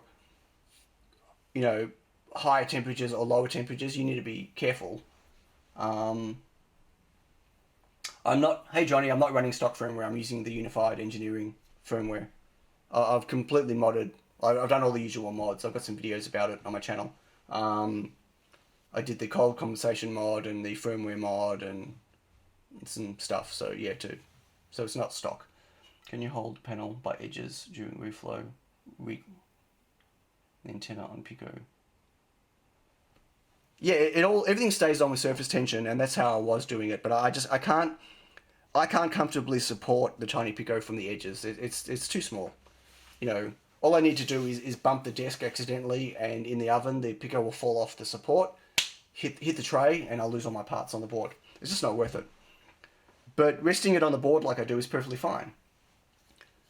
As long as I don't bump it. Now, if this was going through China for production, then they'd reflow they'd assemble the top, reflow it, then they'd put it back through, assemble the bottom, and reflow it, and they'd do it on a panel, right? And let's move this out of the way. They do it on a panel, both sides, and so obviously you can support this much better on a panel. I'm going to be building these on the pick and place machine, the whole front, on a panel for the tiny picos, but then I'm going to be pulling them apart and testing each one individually before I put the RAM on. So I'll still be putting the RAM on one at a time on the backs. Because again, if I have to rework anything or, on the boards, I can't do it with the RAM on the back. So I'll be going back to the whole lining them up and doing them in the oven. I'm going to need a bigger thing to line them up on. I'll have to do 15 at a time.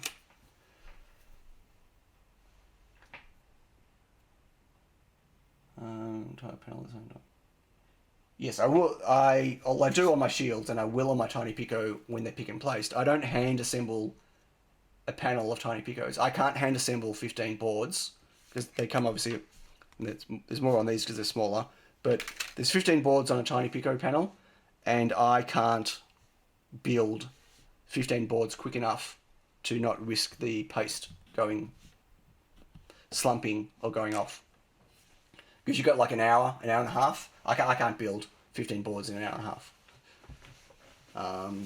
I generally do 2 every 45 minutes. And that includes building it, reflowing them, the first test jig test. And then I generally do the RAM later. Like I'll get a stockpile of them and then I'll do like 10 or 20 boards at a time with RAM. Slumping. So slumping with paste. So when you put paste on, I'm going to get my pen and paper. Woohoo!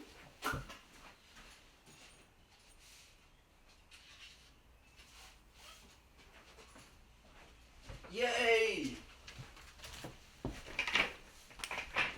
But you can do a row at a time. Like when I get a panel of boards made, I either get a stencil with a panel or I get a single stencil. I can't get an arbitrary number of boards on a stencil unless I penalize them myself, which I don't do, and I don't want to do custom variations of that. So I stencil one at a time. So I build I build 2 next to each other, right?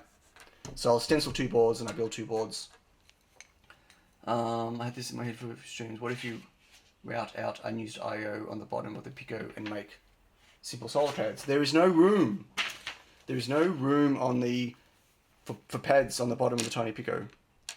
You might not be able to see, but that is full of traces. Let's see if we can we'll do the angle thing that Julian did on his video. Okay, can you see that?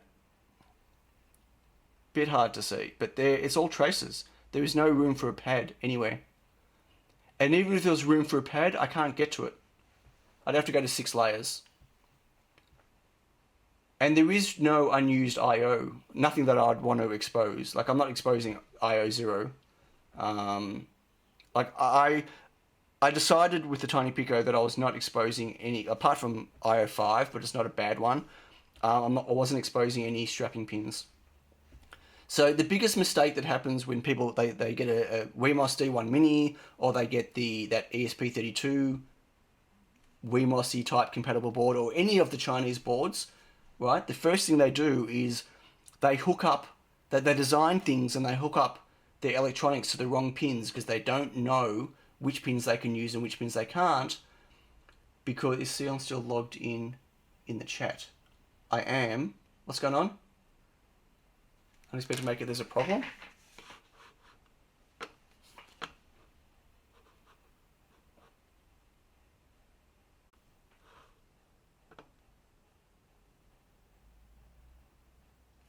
Are we back?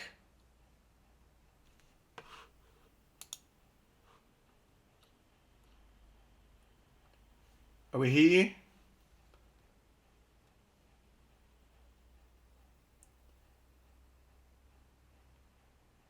Can someone wave?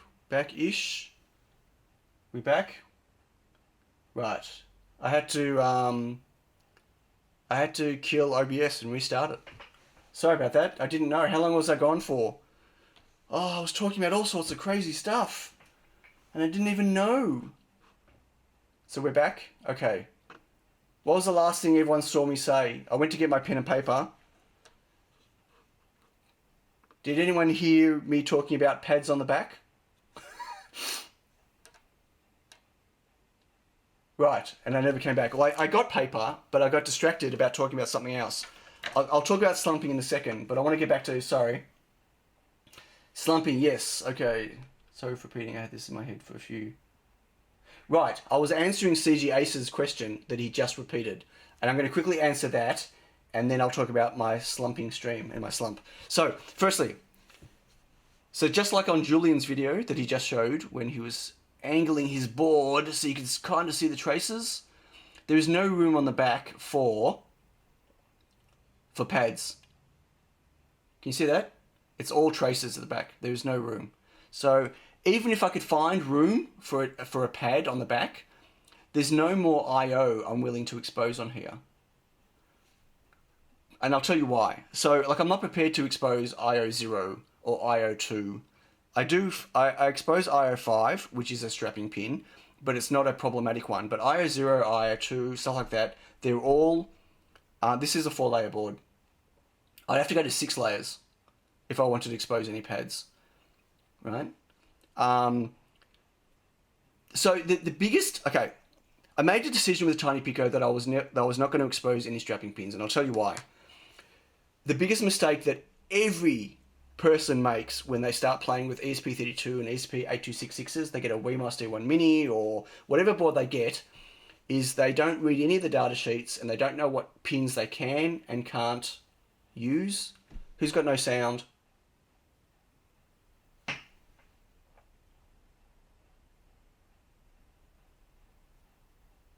"12 is also a strapping pin. Yes, it has to be held... has to be held high on boot.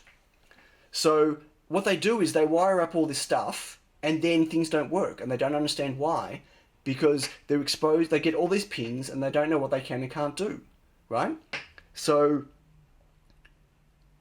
like, that's just, I didn't want that. Like, there was just, there's enough, there's 14 I/O, there's, you know, there's adding 2 more I/O on pads, which are really hard to use, just doesn't make a lot of sense. The Pico D4's got less I/O than the Room 32, right? So, you know, I'm pretty much exposing everything I'm not using. But yeah, boards that expose strapping pins, dangerous, really dangerous. Like, I think that's just unnecessary. So that's why I didn't do it, and that's why, you know, even if I had room to put pads on the back, there were no pins I could expose that weren't strapping pins.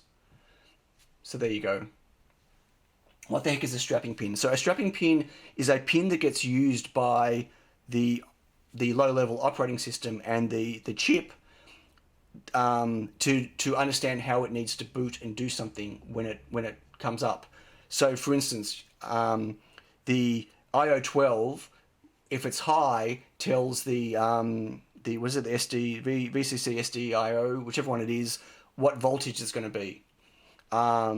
IO0 and IO2 are used for the reset boot cycle thing. You can't, like, if someone connects, you know, a pull-up to one of those pins, like 6 an LED on IO0 and tries to boot their board, it's not going to boot, right? Or if they do it on 2, they're not going to be able to reboot it after programming it.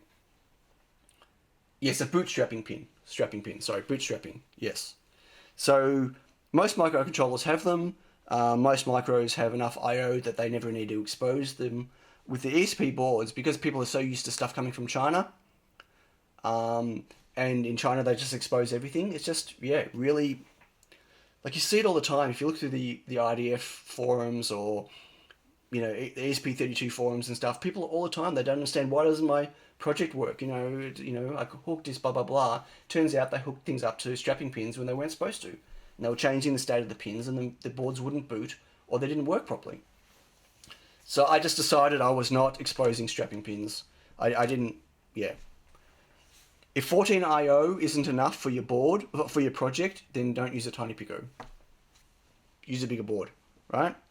And that said, that's why I built also my I/O expander board, for those of you that haven't seen it. So my I/O expander board works through I2C, and it gives you 16 more GPIO controlled from I2C and 4 ADCs. But I'm still This board works. I built one, but I'm still unsure what I'm doing with that. Anyway. So, Julian learned something. No way. Arguments in logic. Yeah, it's logical. It was a decision I made why I wasn't doing strapping pins, and didn't really need to leave a lot of pads options left, and there's no room for them anyway, as you can see. Like, there's really... The pads would have had to be so small that it wasn't worth putting them on there. And of course, the only place I really have room, maybe, is at the top here, but they're getting too close to the antenna area, so I just didn't want to do them. God damn, why your PCBs look so... What? Unless a programming header. What do you mean, unless a programming header? I'm exposed to me that in most cases. Right, unless you need it... Right, but this has got onboard programming. I mean, obviously, if this didn't have onboard serial, right, then I'd have to expose those pins so people could hook up to them to program. But then I wouldn't put them just on the normal header space. Like, I'd put them somewhere else to make it clear that they're not designed to be breadboard and used. I made a couple of boards that messed up bootstrapping D1 Mini. Right, I've done it myself. Like, I've used, was it D0 on stuff before, on my ESP8266 projects, and, you know, killed a whole run of PCBs because I couldn't use them. Okay, slumping. So, you can't really see from the top, but when, like, if that's the side of a board, oh, that's not the least straightest board. That's a PCB, right? So when you stencil and put paste on, it's very small, but the paste has got, it sits like this. It's got some thickness, right? And it's generally the thickness of the stencil. I don't know how, can't remember how thick my stencil is. How necessary was it to go 4 layers? Absolutely. I couldn't build, my first three revisions were 2-layer. There's no way I could, like, it can't be done. This size, like Tiny Pico size, can't be done with 2 layers. I'd have to take things off the board. Like, I'd have to lose things to go back to 2 layers. One day I might try 6 layers, we'll see. So, the thickness of the stencil, and it sits like this, right? And after time, 2 things happen. The first thing that happens, if you let your paste sit there for too long, from a top point of view, so if I've got I've got some paste here sitting on a pad. Let's say it's a, worst drawing ever. Let's say it's a cap. A cap sits there, right? The first thing you'll see is it'll start looking wet around the outside, especially on a blackboard. Like, you know how you can see the, you know, I've shown you the, when you see the flux residue on a blackboard, right? You'll start seeing that, and what that is the flux is starting to separate from the paste. Okay, so that starts happening within about 20 minutes or half an hour. And so you'll see like a little puddle. And on green boards, you don't notice it, but on black boards, you can see it. And when that starts happening, it means that you're going to have problems activating your flux in the paste properly. Does everyone know what flux does? Why there's flux in solder? Yes, no? Does anyone want to know? Yes, no? Okay, let me know if you want to know. I'll keep going with this. So then what happens after about an hour, depending on the paste, right, is the shape here, the square, starts to do this. So you start to lose height, and it starts to spread out. And as that starts spreading out and you lose height, what happens is, so normally if you've got your paste sitting on your board, right? So if the board's here, there's the 2 pastes for the component, and you push the component down like a cap, right? The cap will sit in the paste, right, like that, and the paste will hold it still. As it starts slumping, you don't have enough height to hold the component, and then when you reflow, the component has more chance of twisting and shifting, or even, depending on the size of it, tombstoning, right? There's not enough tackiness to hold it in place, and so it can move around, right? Like a collapsed souffle, exactly. So different paste has different amount of time it can stay. It all happens because it's in the air. It's chemical reaction to the air. So another thing, like when you're using paste out of a tub, and I'm lazy and I fail to do this a lot, but As soon as you've got your paste out and you use it, you've got to put the lid back on the paste. Like, you need to have it not exposed to the air for too long. So your first problem is the wetting, and the second problem is the slumping.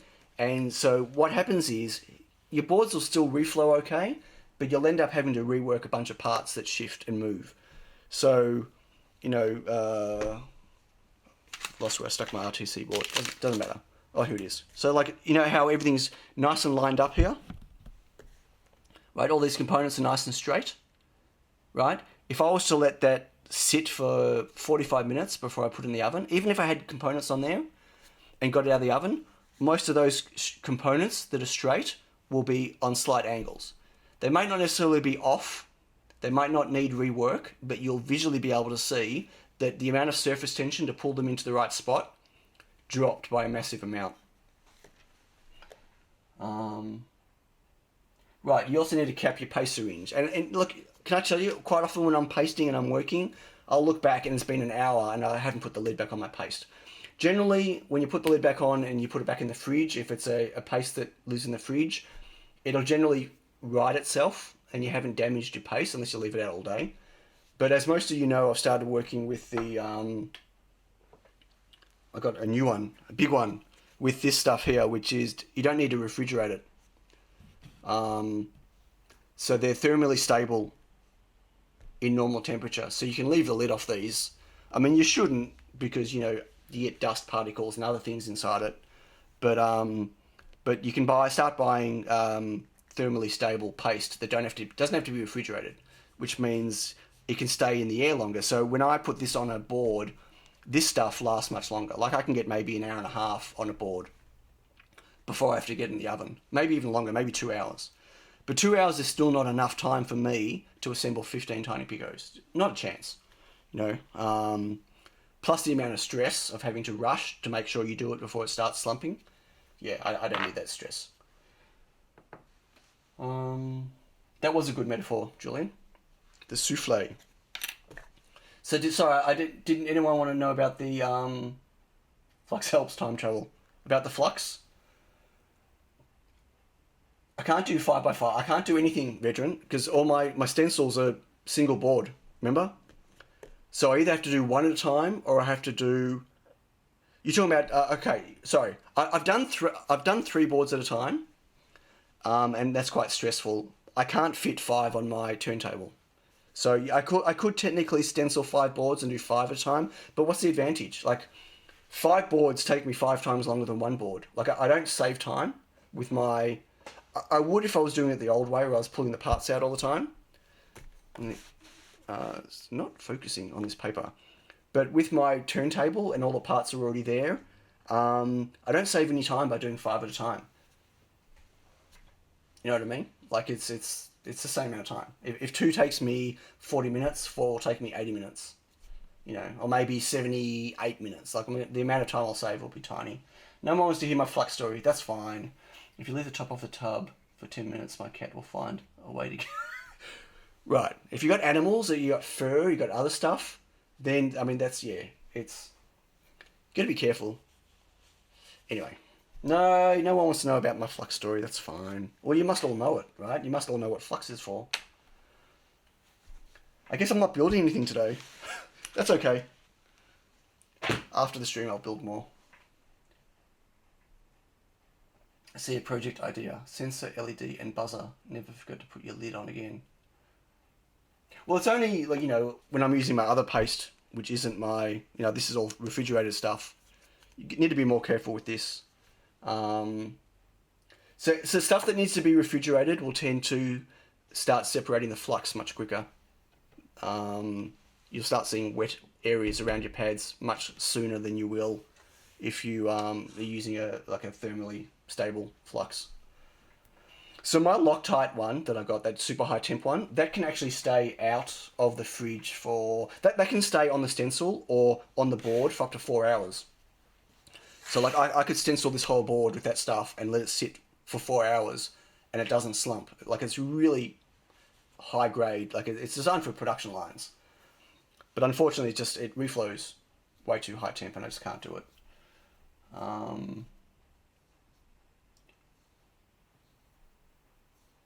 Okay, I missed something. Maybe, I don't know. Suction storage things they sell now to keep vegetables fresh. What do I need the suction?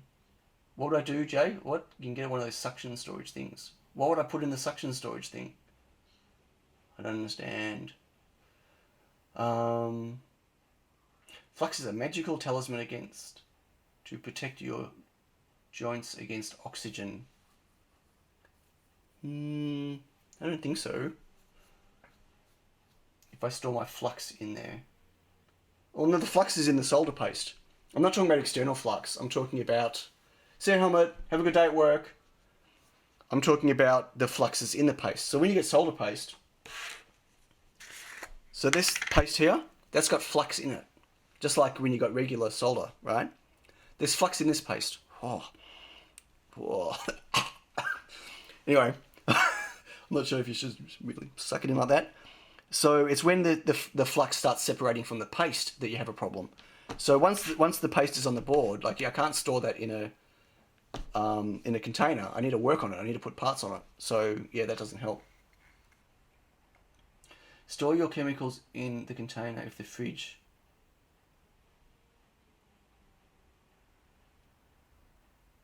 I still don't understand. So yeah, I'm talking about the flux inside. So like this whole jar gets put back in the fridge, right? I take it out an hour before I use it. I stir it and then I use it, and then put the lid on and put it back in the fridge. How long will it take for my... Well, so my pick and place, once I get it up and running and calibrated, like it can do, 3,000 parts an hour with machine vision. So, I've got 30 parts-ish, 28 parts on a tiny Pico that I can place with a pick and place.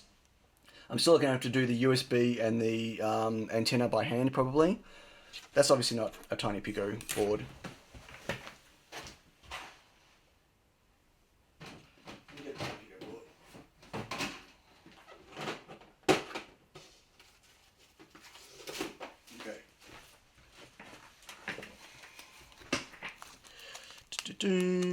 Okay, that's a tiny Pico board. So let's say 28 parts times 15. How many is that?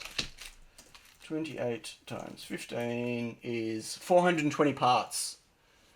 So it can do 3,000 parts an hour with machine vision, but not with 0402s. I'm gonna have to slow it down to, I believe 60% is where I need to put it to. So even at 60%, that's 1,600 parts an hour. So technically I can do 15 boards every 20 something minutes on the pick and place, and I will not be doing that. Like my aim, if I can assemble 15 boards in an hour instead of 2 boards in an hour, then I'm way ahead, right? So yeah, I have to slow it right down because of the small components.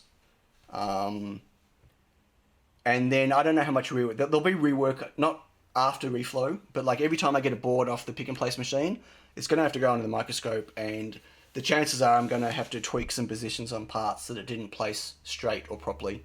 So there's going to be, a good, I'd say 10 minutes worth of tweaking the board after it comes off the pick and place. And then I need to obviously put all the USBs on, and I might be able to do them on the pick and place, but I don't think so. And the antenna's on manually. And then once they're on, then it goes in the oven. Let's talk about Pico power delivery, please. I need good solid 3.3 power source from USB for MCU. Any advice on regulator? Well, you need to decide if you need a really low, like ultra low power regulator or not. There are lots of really good regulators out there, and and also what do you need? Like how many milliamps do you need on your regulator? So the tiny Pico, it's quite different. Like it's very. Let's bring up the schematic of the tiny Pico, shall we? Actually, I can do it from. Ooh, I just realised I can do it from here because I've got it online now. Actually, the schematic won't help with the tiny Pico, right? So the thing with the tiny Pico was I needed a really low power LDO, as in low quiescent current. So there are a lot of options for LDOs out there, and they'll all do you know, I mean, an LDO is inefficient for power conversion compared to, you know, a buck converter, right? You know, you get efficiency of like 60 to 70% compared to, you know, 90+% for a buck. And the downside is an LDO, like if it's inefficient, then what you lose goes in heat. So you're generating heat from your LDO. LDO is low dropout. Yes, it's a voltage regulator, but it's a low dropout voltage regulator. You can get voltage regulators that aren't low dropout. So things you want to look at are, well, how many milliamps do I need, right? So the ESP chips need at least 500 milliamps. So that was my first thing. I needed super low quiescent current because when I was running off battery, I didn't want the LDO, which is still needed because, you know, your battery could be 4.2 volts when it's fully charged. It still has to convert it to 3.3. I didn't want that sucking battery juice. So you need to decide if you're going to be running off battery or not, because if long life on battery is important, you need something that's super low quiescent current. And for me, I also needed size. You know, I went down to a little XDFN. I mean, it's this little guy here. It's tiny, like it's, you know, millimeter by millimeter, whatever it is. If you don't need super tiny, then, you know, you go for a SOT 23 or whatever. I mean, I've got lots of different LDOs here. SPX 3819, which is a 500 milliamp, pretty good LDO. I've got, you know, my APA 2112s, 500 milliamp. They're all fine. They're all perfectly fine. They just don't have super low current. The HT7833 does. That's got a pretty low, I think it's like 10 microamps quiescent current. But that needs a whole bunch of extra caps and stuff with the ESP32. Like, I could never get it reliable, and it wasn't, you know, I kept getting brownouts and stuff. Then twice the voltage drop. Okay. So the part I'm using is, let's go to the, now it's all released. Now I can talk about it. Yay.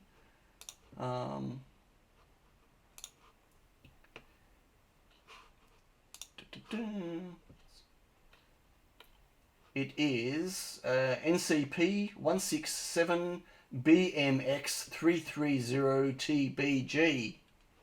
Wow. Is that not crazy or what? Let me zoom in on that. Be able to see it better. So this guy here. So it's an NXP, an Xperia part. Not something you can get from LCSC, unfortunately. That's okay. I would like it to be low power, but what type of low power are you talking about? Like, you got to remember, like, this particular chip, very hard to use, very hard to place. You know what I mean? Like, tiny pads, small, very hard to work with, and four times the price of another LDA, an LDO that will probably do the same you do. Like, you need to decide, do you have to have 10 microamps or less, or is 20 microamps okay, or 30 microamps?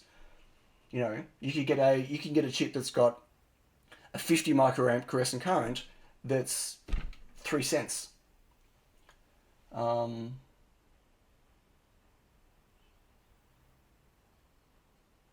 Yeah, not 12 milliamps, 12 microamps, yeah.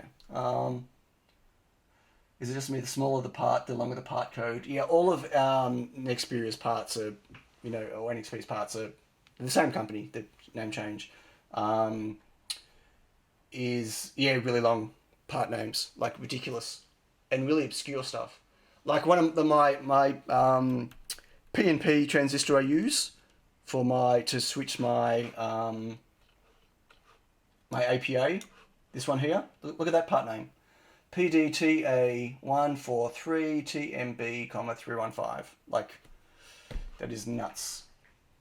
12 microamps is so many. You can't get, find me an LDO that's got 800 nanoamps. That's 500 milliamps and above. That's the thing, right? There are stacks that are really low that are 350 milliamps or 200 milliamps. The ESP needs way more juice than that. So it's just not available. And then if you want to go 500 milliamps that has lower than 12 microamps, you need to go to a package that's twice the size or 3 times the size. So, you know, I had a lot of decisions to make. Size, performance, and don't forget this is a 700 milliamp LDO, not a 500 milliamp, so there's headroom. Lost me at T. Did I even say T? T09, I think I recently saw a T092. T092 still pretty big. Yeah, 12 microamps for 500 plus milliamps is pretty damn good. Pretty damn good. So, and at a reasonable price point. So Microchip and TI have some better rated small packages, but they're, you know, $1.90 each. Like, I have to buy them in quantities of like 10,000 to get them under $1. What are you using 500 milliamp for? I'm not using 500 milliamp for anything. The ESP32 requires 500 milliamps minimum. Non-negotiable, unless of course you don't want to use the antennas. So the ESP32 chips, when they internally calibrate the antennas, when they boot, they can pull 500 milliamps. And if you don't have 500 milliamps available, you'll brown out when you try to enable the Wi-Fi. No, not using the Wi-Fi. Calibrating the chip needs 500 milliamps. It's in the datasheet, dude. Go check your datasheet. Requires minimum 500 milliamps, and I can 100% reproduce a brownout every single time if I don't have 500 milliamps. Not just on my board, on any board, any ESP32 board. It's not in this. Yes, it is. It tells you what the requirements are in the datasheet. Well, at least in the Pico D4 datasheet it does. So, yes. Minimum 500 milliamps you need on your LDO, or you're going to brown out. And even 500 is not enough. That's the point, right? So that HT7833 is a 500 milliamp LDO, but any noise on the board, on the power line, you won't get 500 milliamps, and therefore you'll brown out when you're calibrating the antennas. Well, you can't really you can't go less than 500 milliamps and then solve that with capacitors, right? But I mean that's just, you need 500 milliamps coming out. You need guaranteed 500 milliamps coming out. But also consider that, like, I'm trying to save space on my board, so going for a less than 500 milliamp, assuming that was even possible, and then having to add a whole bunch more components, then like, what have I saved? I haven't saved anything, you know. I'm still taking the same amount of space, but I've got more parts to put on the board. Is it only calibration? Yes, it's only calibration. It's just a burst. But if you don't have it, they won't calibrate, and you'll brown out, and you won't be able to use Wi-Fi. Every time I believe it's when you initialize Wi-Fi in your session for the first time. Like, if you turn Wi-Fi on and then turn Wi-Fi off and then turn it on again, it doesn't do it again, I don't believe. But the first time you turn Wi-Fi on, so like I can, you know, I didn't even know my boards were brown outing at the start because they were working great. But then you go and, you know, try to initialize Wi-Fi, and I was getting brownouts on it. Yep, only 500 milliamps in ideal circumstances. What do you mean by that? Sorry.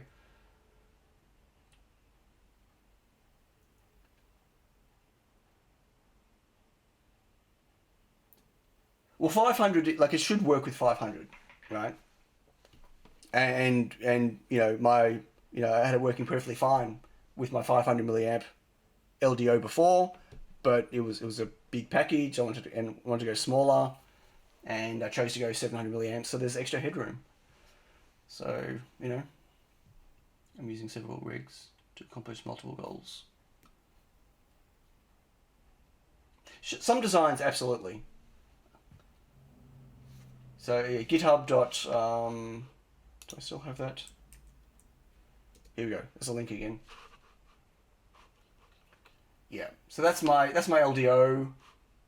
I'm using a TP4065 for my PMIC. I wish I could find a PMIC that was smaller, because it's massive. Like, once again, like that there, that's the PMIC. Like, it's the third biggest part of my board. Yeah, it is. So the biggest part of my board is obviously the Pico D4, then the CP2904, and then the PMIC.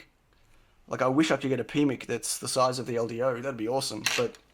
And you can, for $4.50 each. It's pretty crazy.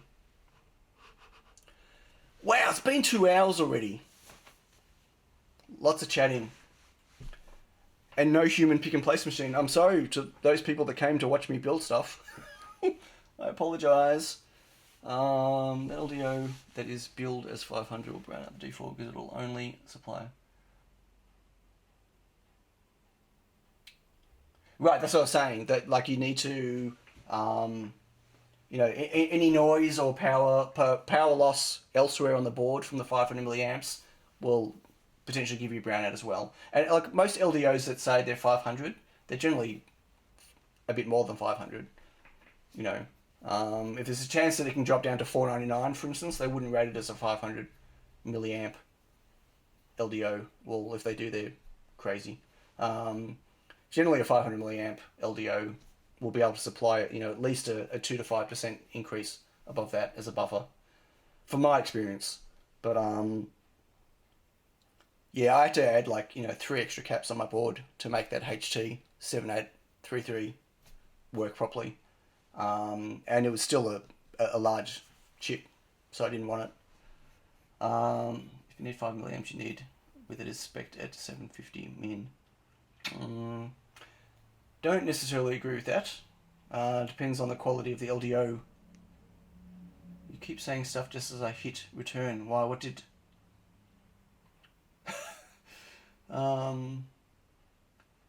Right, a lot of LDOs can't do a sustained 500, but most things don't need sustained, right? Yeah, you got to go to your data sheet. Cheaper 1x1 milliamp LDOs are 90C over ambient. 90C over at 500 milliamps, right? But are they rated as a 500 milliamp LDO? I don't know. Yeah. If you operate parts of their tolerances, then the life is extremely limited. Absolutely. Like, you don't want to be rating it as tolerance, which is again why I went for a 700 milliamp LDO. I mean, there was no 500 in that product, but there were other products I could have used instead. I don't know if they're better value. They're different. Not everyone needs Wi-Fi or Bluetooth or extra RAM. It depends what you're using your board for. I can see those new Arduino boards. I can see that format being quite popular, but I don't know how many people actually buy Arduino boards anymore, right? I mean, there'll be clones very soon, and I'm sure everyone's going to rush and start buying the clones. I think the clones are going to be a bit harder now because, there are no cloned NRF chips, for instance, and so if a clone maker wants to build an exact clone with an NRF on it, they need to go and buy an NRF chip, and, you don't buy those for a few cents in China. So it'll be interesting to see what happens with the clone market for those, because obviously, cloned nanos are everywhere. You should make a community Discord. Yeah, I've been asked quite a few times. The problem with the community Discord for me is the amount of time it's going to take for me to, to actively be on there and talk to people and stuff. Like, I think there are already stacks of Discords out there for people that can just chat on anyway. But a dedicated one for me, to me, as much as I love chatting with everyone, it like all I can think in my head is it's going to be a time sink for me especially now with all the stuff I need to do, is going to be a distraction.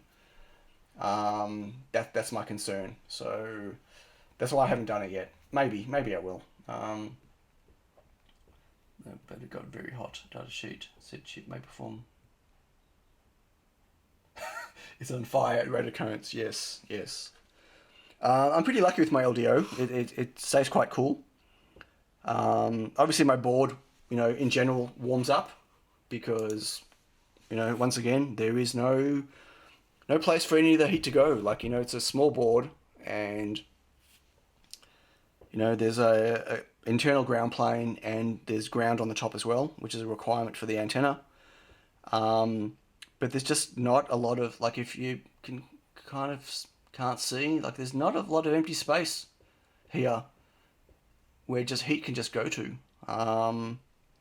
So, like, the board doesn't get, like, hot unless you're being silly, but, it's not like some boards where, that chip's hot, but that over here is cool. Like, my whole board is a heatsink. My USB is a heatsink. My antenna's a heatsink.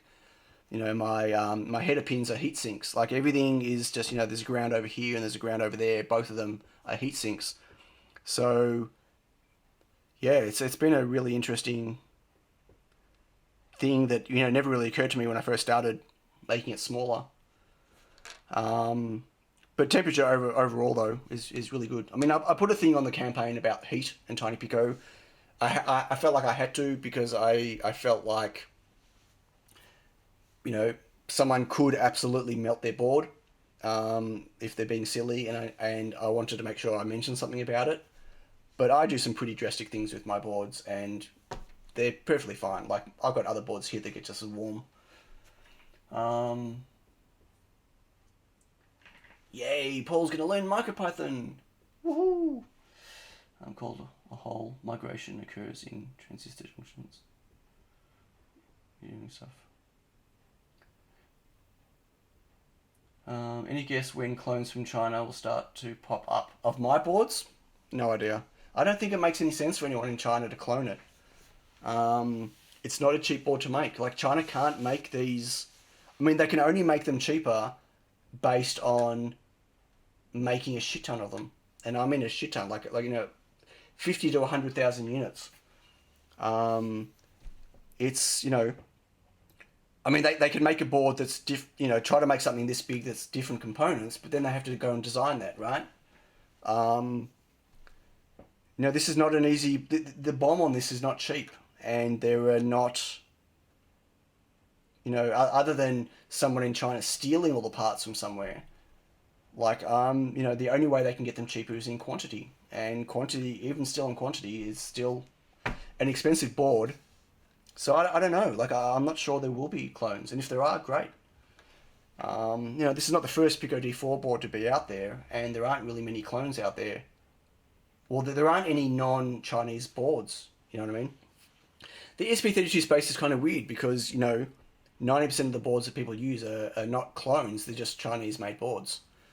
Does that make sense? So, like, I'm not sure. Yeah, I don't know if anyone would bother cloning this. If they do, they do. I can't stop them. If they use cheap crap rejects and make clones from that. Well, yeah, but they don't. Generally, you can't buy parts that way. The way you normally get cheap parts, like from Ali and stuff, it's either whether it's legitimately or not. The parts have been obtained maybe at the end of someone's manufacturing run. There's some leftover parts. They've either been pilfered, or they've been bought or at cheap, or they've been sold off by the company that does the PCBA. That's one way to get some cheap parts, but you can't necessarily get quantity that way. But yeah, like, I know the TT Go have got a fake, like a knockoff of the of this antenna, the ProAnt antenna. I've yet to be able to find where to buy them from. I think TT Go made them themselves, and they're just using those.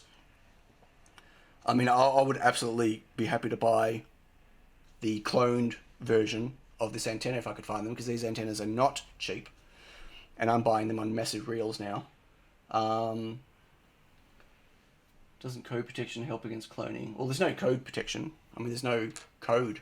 Like so not really, no. And it's open. Like I've released everything as open anyway. So yes, this is the Pro Ant antenna. So and the only difference between the Pro Ant, well, I don't know. I mean, I've got a fake TT Go here, but there could be a difference in the material they use. There could be a difference in the thickness. I don't have something good enough to measure it. Other than that, the stamp is the really only difference. And it'd be funny, like I don't even know if this stamp in here, like the stamp there would affect the characteristics of the antenna.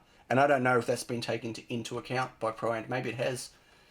Anyway, well, they're $2 to $4 each when you buy small runs, and they're obviously they get cheaper on quantities, but they're still around $1 each in quantity, and I'm talking about like thousands of quantity. Anything special besides shape? Yeah, they're 3D antennas, so they're very different to like a PCB antenna that you would have seen. Where did I put my? Where did I put my room? I lost the room 32. So yeah, like a PCB antenna or like a chip antenna, like one of these. Antenna. Which I was using first. These are all 2D antennas. So orientation of the board and direction makes a huge difference to reception. Where these are a 3D antenna, so they, much better. Just generally, they're much stronger and much better, and then they're less susceptible to rotation and direction and stuff. Yeah, we're not even talking about antenna design and RF design. $2 per 100. Yeah, well, and you also have to buy them from DigiKey, these antennas, because they're the sole supply for them. Yeah. So something interesting happened during the week. I'm not going to name any names, but I got slammed a bit on Twitter about the price of the board. It's actually, by quite a few people. Like I got no problems with people telling me my boards are too expensive. Like whatever. Like they're not for everyone, and if it's too expensive for you, don't buy one. If you don't need it, don't buy it. I'm totally cool with that. But it was from another hardware engineer and I got really annoyed, and I went back and challenged him on it. I have it on Twitter. You could probably search and find it, but I'm not going to mention any names. But it annoys me that like other hardware engineers will give me grief over the price of a board when they really, they should know better. Like they should understand the way parts work. Like price breaks on parts don't really kick in until you're talking about the thousands quantities. And a tiny Pico, like even if I do manage to get to 1,000 boards or 1,200 boards, I mean the rate my campaign is growing right now. Why is that my stats keeps disappearing off the screen? I don't know why. Anyway, it's still at 7. There it is, back again. Something to do with OBS doing something weird. Yeah, the rate I'm going right now, look, I might not even get past 1,000.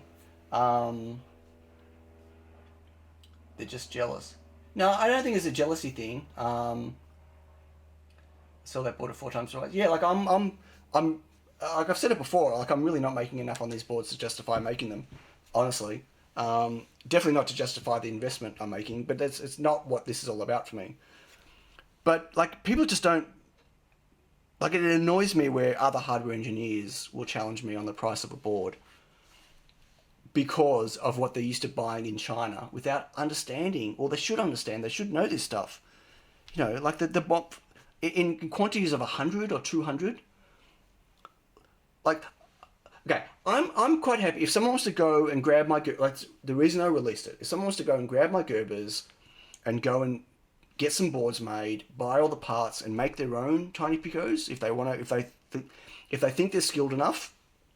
And I know there are plenty of people out there that are skilled enough, and plenty of people more skilled than me. But if they want to do that, they can absolutely go and do that. That's why I released the files. I mean, I released it so people could learn, right? But if someone wants to go and make their own, they can absolutely make their own.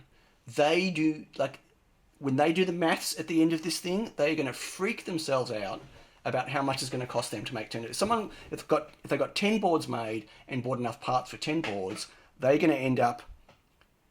They could have bought 30 of these off me for the same price, right? Like, parts in such low quantities, they're just horrific, really horrific. So, and Tiny Pico's not going to be, like, the boards that come out of China, they make 50 or 100,000 of them, or more, 200,000 of them. They're buying parts in massive quantities. And that's the only reason they can sell a board for like $6-7 US and make some money on them, is because they're making 100,000 of them. Well, if I was making 100,000 Tiny Picos, I could probably sell them for $9 each. But does someone want to order 100,000? Is that thing a transceiver? Is what thing a transceiver? Sorry. You're buying a pick and place machine. I'm frustrated by proxy that someone thinks you are selling this for too much. Yeah. It's just, the person that challenged me, though, is a hardware person who sells stuff. They make and they sell stuff. And it frustrates me that they would challenge me on this. And it started out being it's too expensive for them, they're not going to buy one, which is totally fine. But then, I got accused of, but I'm getting them made in sweatshops in China anyway, which I'm not. I'm making them myself. I got accused of basically, the design came from community docs anyway. Like, I spent no time designing this. Like, what community docs? I mean, PSRAM didn't even work before I got this working. Like especially if it had no support for PSRAM. But when I got this working, yeah, I just got challenged on a lot of stuff. Big deal. But the parts all come from China anyway, so they're cheap. Well, no, they're not. Things might get made in China, but there's no cheap parts on here. Like, I'm not buying. Like, I haven't put cheap crap on here. Like, it's the best of any part I can buy. Anyway, it really annoyed me more than it should.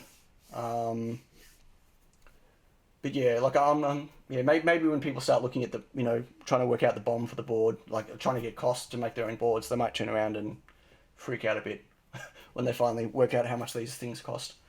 You have like 7 hours of videos and 12 pages of forum posts making this board. Yeah, I know. It clearly, the person obviously who said all this stuff knew nothing about what was happening, nothing about the journey. They turned around and said, the reason you're making your crowd supply campaign is so you can build up the numbers so you can manufacture cheap. No, I'm already manufacturing. I was making them whether I sold 50 or sold 2,000 of them. Again, they knew nothing about the campaign, nothing about me, nothing about the journey, nothing about the design or the cost of the board, but accused me of a bunch of stuff to defend their stance on the price point. And I got really frustrated with that. So actually, I generally try to not reply or engage, but I came back at him and I didn't. All I said to him was, you should know better, mate. Like, I'm disappointed in you. You're a hardware guy who sells stuff. You know about the difference between buying stuff at low quantity to high quantity price points. You should know better than this. So, yeah, it's not hard to find the tweets. It was disappointing coming from someone who, he's a known person in the space. And, like, he makes stuff, he sells stuff on Tindy, he's sold some quite popular stuff, and some of his stuff is dirt cheap, so clearly he doesn't care about making money on the stuff he makes. But, yeah, like, I don't expect more from just Joe Blow, who, keeps buying their boards 10 at a time from China, but from someone who's another hardware engineer in the maker space, trying to build something out of making hardware. Super frustrating, that was. Hey John, yeah, dude, I wish I could ship them last week. Like, I really do. Like, I'm desperate to get this pick and place machine. I'm desperate to get ramped up on production on the Tiny Picos, and I'm building shields as fast as I can, and waiting for more parts to come in. I really desperately want to ship stuff early if I can. Yeah. Yeah. Trust me. I want everyone to have this in their hands as soon as they can. should check out OBS Steam Labs. I don't know what that is. Obviously, you told me to check it out, but yeah, I don't know what that. Yeah, antenna RF receiver transmitter receiver equals receiver plus. Right. I mean, it's a receiver transceiver. It's yeah. Sorry, Jay. So I still don't get what you mean. I mean, the chip's it's got Bluetooth and Wi-Fi. So receiver, transmitter, transceiver, receive, send, everything. Yeah. Is that what you're meaning? Are you talking about the specs of the ESP chip? Yeah, I've got no problems. People, trying to bring me down or challenge me on stuff, whatever. Especially people who don't know, but people who do know, people who are in the space should know better than that. Anyway, have I got dislikes? Yay! I've always got dislikes on my videos. That's okay. I'm ready to play with the Tiny Pico. Still have parts inbound for my first projects with it. Well, you're going to be waiting. You'll probably get those parts before you get your Tiny Pico, right? But, there's obviously... The campaign shows July 20-something, 25. Because obviously I need to ship stuff to Crowd Supply. They need to then pack them and ship them out again. But the sooner I ship to Crowd Supply, the sooner they can ship out. But I'm pretty sure you'll still get your parts before you get your Tiny Pico at this point. It's not going to take me, even if I can do 15 boards an hour on my pick and place machine, I'm not going to be making all the boards in 2 days. Like eventually I'll get to 15 boards an hour, maybe. I'm pretty sure the first run I do is I'm going to end up with no usable boards. It might take me a week of calibration and tweaking to get to reliable placement on a panel. I don't know. We'll see. Some people, with these pick and place machines have had really good runs with them, and some people have had terrible. So I just don't know. Being challenged is okay. Being dragged down is uncool. Nerds should build up nerds. Yeah, I felt a little bit like it was, the tall poppy syndrome thing. Not a jealousy thing, whatever. He makes stuff totally different to mine. But, I've had a few people challenge me. That's okay. Yeah. It chips when it ships. Everyone needs it behind you. Thank you. I know that, but I still want everyone to have it sooner than later. Yeah, Amos wants his right now. Fell asleep for a couple of minutes. Go to sleep, the Tinker Dad. Okay, the stream's been going for over 2 hours, and I'm just chatting, so I think I should wrap it. 787. 2 more. When did that happen? 2 more Tiny Picos. Did anyone notice when that happened? Or is that what it's been for a long time? Wasn't it 785? Whoa. 783. When 783, then 785, now 787. Okay. So 4 Tiny Picos during the stream. So as I said, it's going really slow now.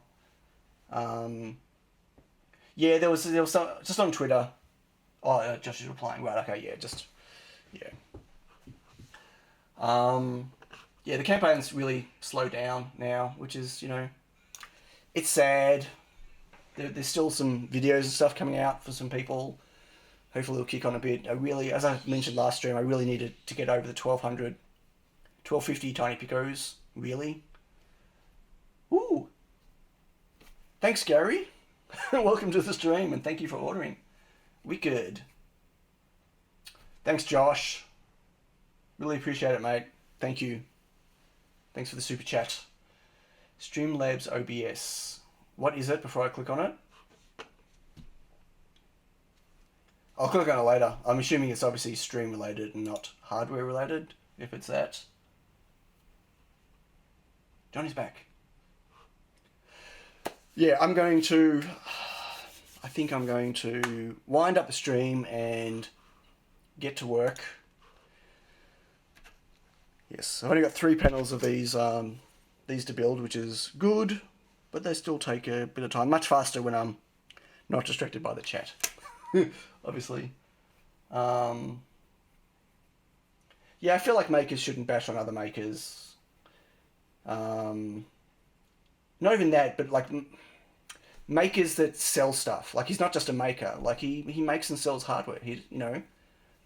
So not only is he a maker, but he has the knowledge of how procurement and manufacturing works, and he should have known better. He should have at least done his research before he accused me of stuff. Like every single thing he accused me of, he was wrong on. Everything. Right? And that's fine. I didn't come back to him and say, you're wrong, you're wrong, you're wrong. Well, I did tell him that he was incorrect, but I didn't pick what he was incorrect about. It wasn't about that. It was just disappointing. Anyway. It's for streaming. Time to fire up your Victorian sweatshop. No, I don't want to make a sweatshop. And I don't even want to go to China and give them to a sweatshop. Yeah, what was I thinking? I tell you what I wouldn't mind doing though. Who was I speaking to yesterday? Can't remember. Could have been Looney, but he might be asleep now. Like, I need to employ someone just to do the logistics and procurement. Like, I really don't enjoy it. Like, it is so stressful. Like, if I was ever going to bring someone in to help me, like, the first thing they can do is just take all the procurement and logistics of getting parts and making sure everything's here on time and blah, blah, blah, blah, blah. For more, whoa! 791! Now, do I have to stay on the stream until... Oh, my God. Sorry, it's freezing in here. I'll get turn the heater on. Like, my fingers are purple. My fingertips are purple. I'm starting to shiver. So, heater's on. Part sourcing. Yeah, part sourcing, it is hell. Like, I've got stuff coming from 7 different suppliers. And the worst things for me are timings for the stuff I get from Ali, and there are some parts I still have to get from Ali that I can't get elsewhere, like my OLED screens, right? It doesn't make sense for me to buy my OLEDs for the Play Shield anywhere else except for Ali, because it's 3 times the price, and it's still coming from China, and it's still going to take weeks to get here. Obviously all my components come from respectable places. Like I'm not buying any components from Ali for this other than things like screens or those plastic padded bags, little silica packs. My headers come from Ali because I can't buy stackable headers anywhere else. Not the size I need. I need 11mm stackable headers.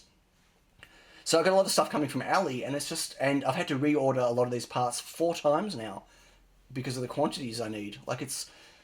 You don't understand how many headers I have on order. I've got a box that's like 1 meter by 1/2 meter by 1/2 meter full of just female non-stackable headers coming from LCSC. Like, it's just nuts. The type of quantity of stuff I'm buying, and I'm still probably going to run out. I'm still not going to have enough. I'm going to have to put another order in. Like, it's just, yeah, the procurement stuff is really driving me nuts. And trying to spreadsheets everywhere of all the different stuff I've got and what I've got here, what I've got packed, what I've got loose, what I've got coming, what my projection is going to be. Because some of these parts that take 3 weeks to 4 weeks to get here, I can't wait till the end of the campaign and then go, oh my God, I don't have enough. I need to buy. And some of the parts I'm buying in such crazy quantity, way more than I'm going to need. But I'm just scared that if I don't, I'm going to run out. I'd offer to help, but I've got a lot of work. Yeah, no, totally good, mate. Totally good. I'm not asking for help. I'm just saying, if I was ever going to, bring someone on to help, I'd like 2 things. I'd like to bring on another engineer that can just sit there designing product. I don't know what. And I'd like to bring on someone that can handle all of the procurement and logistics, because that's just a head mess. They want a special note on their picos. What? But we now know what slumping is. It's something, right? Yes, we know what slumping is and wetting, but no one wanted to know what flux is used for. Apparently everyone knows what flux is used for. I missed rubbish truck day. There's nothing worse than waking up at 4 o'clock in the morning or 5 o'clock in the morning when the rubbish truck comes. Yours and my bedroom's at the front of the house, so we can hear the trucks come past. And you wake up at 5 in the morning and you go, oh my God, I've got to put the bin out. Yeah, too late. Nothing worse. You're starting to twitch. I'm starting to twitch. Yeah, I always twitch. Something with my eyes and stuff. me. I'm starting to warm up. I can feel the warmth coming, but my fingers are still freezing. Boards were picked up and placed within view of the camera. I think that counts. Wait, what? What did I miss? Something. Like this for vaping. It's bin day for me as well. Our bin day is Sunday night. Oh, yeah, Monday morning. Take the bins out Sunday night. Seem to be rambling on again instead of ending the stream. Do you think I'm avoiding having to build much? 5 a.m. Lucky some of them get here before 3 p.m. Oh no, our pickup is in the morning. Luckily. Well, not when I get woken up, but yeah. I've got a whole bunch of mail to open, but I'm not doing it now. I'm just saying, like, I should really make an unexpected mail video. I haven't made one of those for a long time. Bin day tomorrow.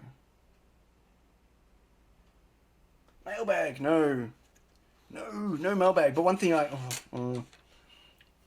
got myself something I want to play with, but I don't know when I'm going to do it. I got myself some 1515 SK6812 RGB LEDs. 1515. So even smaller than the APAs, which are 2020. That was pointless showing you there. I got myself some of those I want to play with. I don't know what I'm going to do with them, but maybe with them I can make that RGB shield again. Remember that I was looking at doing that RGB shield? Does anyone remember? Maybe not. Let me see if I can find it. How do you power it? Yeah, these LEDs look potentially... Don't know how bright they are, and they're going to have a terrible... Like, they're still going to be shocking crescent current. So, like, the board off is going to be, even with nothing lit up, is going to suck the juice. I missed it. What's the total weight of a built Tiny Pico? Ooh, I don't know. Shall we find out? I've never weighed an individual Tiny Pico. I'm using a USB power bank. Okay, shall we weigh a Tiny Pico? Wow, that is filthy. I don't even know if this scale will work. Okay, we're gonna weigh a Tiny Pico. I don't know if this will be. This is with the antenna thing. Well, there you go. That's how much it weighs. Yeah, they're really light, like this. Absolutely. Maybe I need to put. I've only got 2 open I can use right now. Maybe 2 of them will weigh something. 2 of them, and then we divide it. Yeah. Oh. 0. Maybe it wasn't on 0. No, it was on 0. Okay, here's 2. Right. 4 grams. So 2 grams each. Yeah? Oh, now it's showing 2. It must have been on negative. 2 grams. There you go. 2 grams for a... Right, this is, the flux makes it weigh nothing. Like, so what flux does on your board is it makes it inversely weigh things. I don't even know the right way to say that. 2 grams. And that's with the antenna clip. Let's see what it is without the antenna clip. I got to say, I'm a bit worried about the antenna clips, people getting them and ripping the antenna off when they pull them off. That is a legitimate concern of mine. They don't actually touch the antenna anywhere, but I'm worried about people trying to pull. They just come off from the bottom like that. It doesn't physically touch the antenna, but yeah, a bit of a concern. Anyway, why is it on mil? Hang on. Right, that was on mil. Maybe it wasn't. Mode. Grams. No, it's 0 grams. I must have knocked it.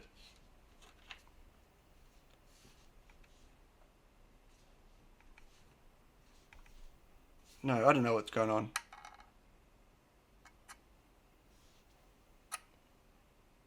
No, it's now -2 again. Why does it keep going to -2? 0. 0 grams. See that? Okay, something with my scales.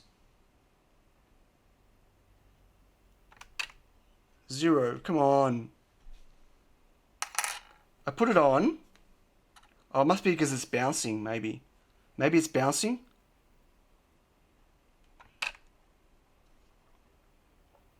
Okay, I'm going to do it without bouncing it.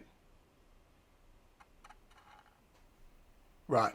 So it's bouncing it, it's triggering it, and then it's putting it to -2. Okay, so it's the same. So the antenna doesn't weigh anything. Oh well. Damn. I was hoping it did. I just had to get myself a new spool of... did everyone see my update? I sent another... Anyway, whatever. I'm just waffling now. 2 grams. 2 grams for a tiny Pico. See? That's too expensive for 2 grams. How dare you charge so much for 2 grams of something? It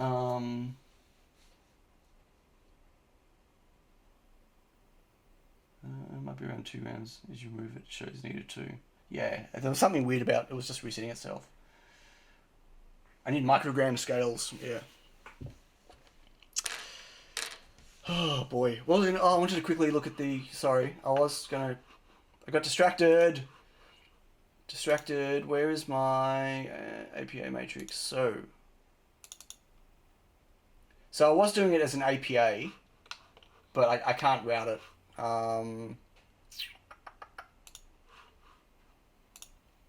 So this was what I was doing.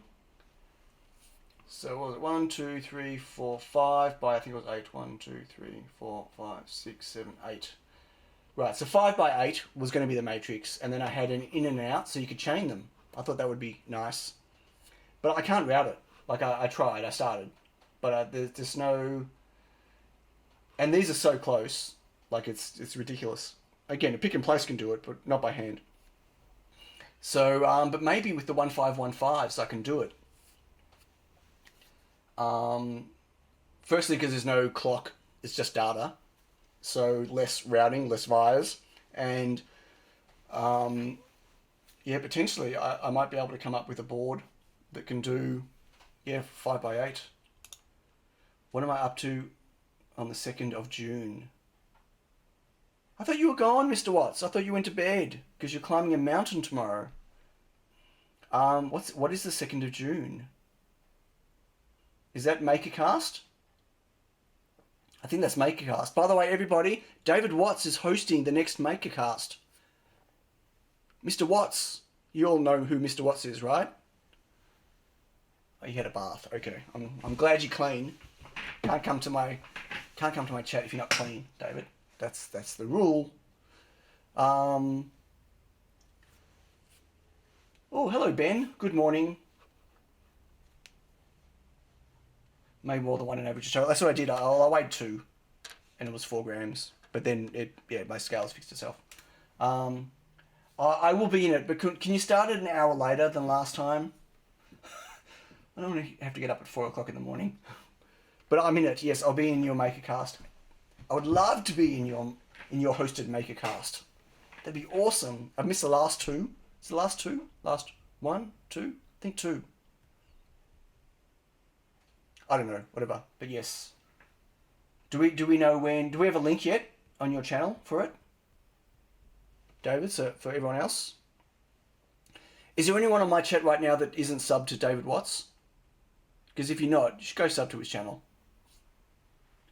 What time is that for you? So whatever the last stream was that you were on, that Ludgate hosted, can we do it an hour later than that? I mean, it's a quick stream. If not, fine. I will absolutely get up at 4 o'clock in the morning for you, Mr. Watts. I hope Mr. Ludgate's not watching, because I wouldn't do it for him. Yeah, I figure that most people here have been a long time subscribers for David, because most of his subs, most of my subs came from him very early on. Doing setup tomorrow. Also, don't sub to me. I can't. Please, the people already have. No, you're doing just fine, David. I love your channel. Don't be anyone other than you. You are perfect just the way you are.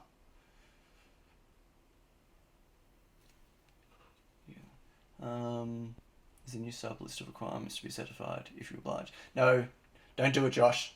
I will ban you from the channel. Yes. Cool. Yeah, I'll gladly be on the Maker stream. Thank you. Leave me a spot. Hopefully I won't talk too much about Tiny Pico, because I've got nothing else in my life to talk about. I've got the coolest project I want to build. I've got all the parts for a really cool project, and it's just not going to happen for a while. Something really cool, never been done. You know, lots of people have, you know, it's not like a remake of someone else's project or my version of it. It's a remake of something. I'm going to make something based on something else, but it's not been done by anyone that I've seen anywhere, and it's very cool. Oh, I wish I could do it. And I've got new product for Tindy that no one's seen, and it's really cool. I really want to show you all, but I'm not gonna. I'm not gonna do it. I'm not gonna do it. Okay, why am I still showing the board? I'm not gonna do it. Oh, the Cube project, that's pretty dead. That's actually being done by a whole bunch of other people now. My opportunity was lost on that one, but that's okay. I mean, I've got my badges. I still need to my 2019 badges, which I haven't put on Tindy yet, which I kind of need to, because I've got everything now. I've got all my parts. I need to kit them up. I've started putting the page together. I just haven't done it. I haven't finished it. But this other project, you're all gonna go, oh no, not again, for my new product for Tindy. Like, you're all gonna be annoyed with me. You really are, to the nth degree. But that's okay. I'm doing that anyway. I did something cool. But my actual my project that I want to do is just a project video. It's not for Tindy. It's just a one-off, very expensive one-off, and it's going to take me weeks to make the video, and so it might even be a 2-part video. I don't know. I just don't have time right now. So I'm trying to get videos out on my channel still. Like, I'm not trying to abandon the channel, but I don't have any time for actual projects right now. Preemptive. Oh no, not again. Yeah, no. Well, yeah. You're all going to laugh.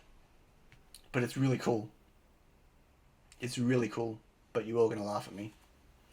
RGB LED and laser cut segments. There's no laser cut segments ever again for a product on Tindy. I'm actually going to be taking my my laser segment displays and my laser Wi-Fi clock off Tindy shortly. CJ, thanks for joining. Have a good day, night, sleep, wherever you are. I'm going to be taking them off Tindy. They're too hard to make. They're just, too many steps, too problematic. So I'm going to take them off. What happened to the rocket? My next version that I never showed anyone is actually on the floor behind that TV just there in pieces because it fell off and broke. And I haven't had the heart to go behind the TV and pick up all the pieces. It's been sitting there for a few months behind the TV. Seriously, in pieces. I even solved the power with it, and I've got... Yeah, anyway. But again, one day I'll get back to that as well. I'll get back to the rocket. You know what? I'm not a believer that you have to finish every project you start, and some of my projects will never get finished or never get seen by anyone.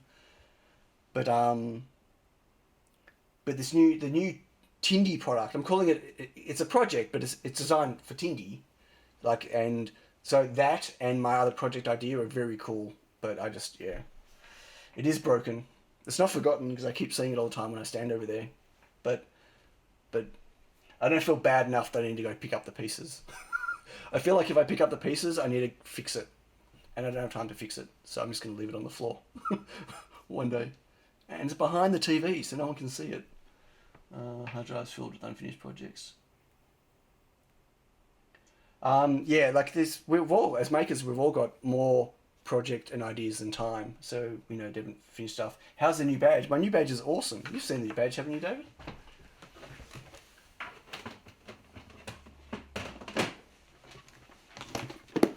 I think it was a couple of weeks ago. I showed what I did, didn't I? Wasn't it a couple of weeks ago? I need power. That's the badge. It's upside down. Let me just get some power. Oh, hopefully I won't blow it up.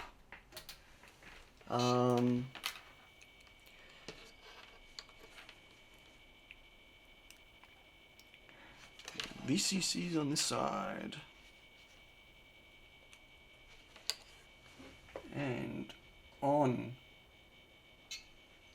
Whoa. That's bright.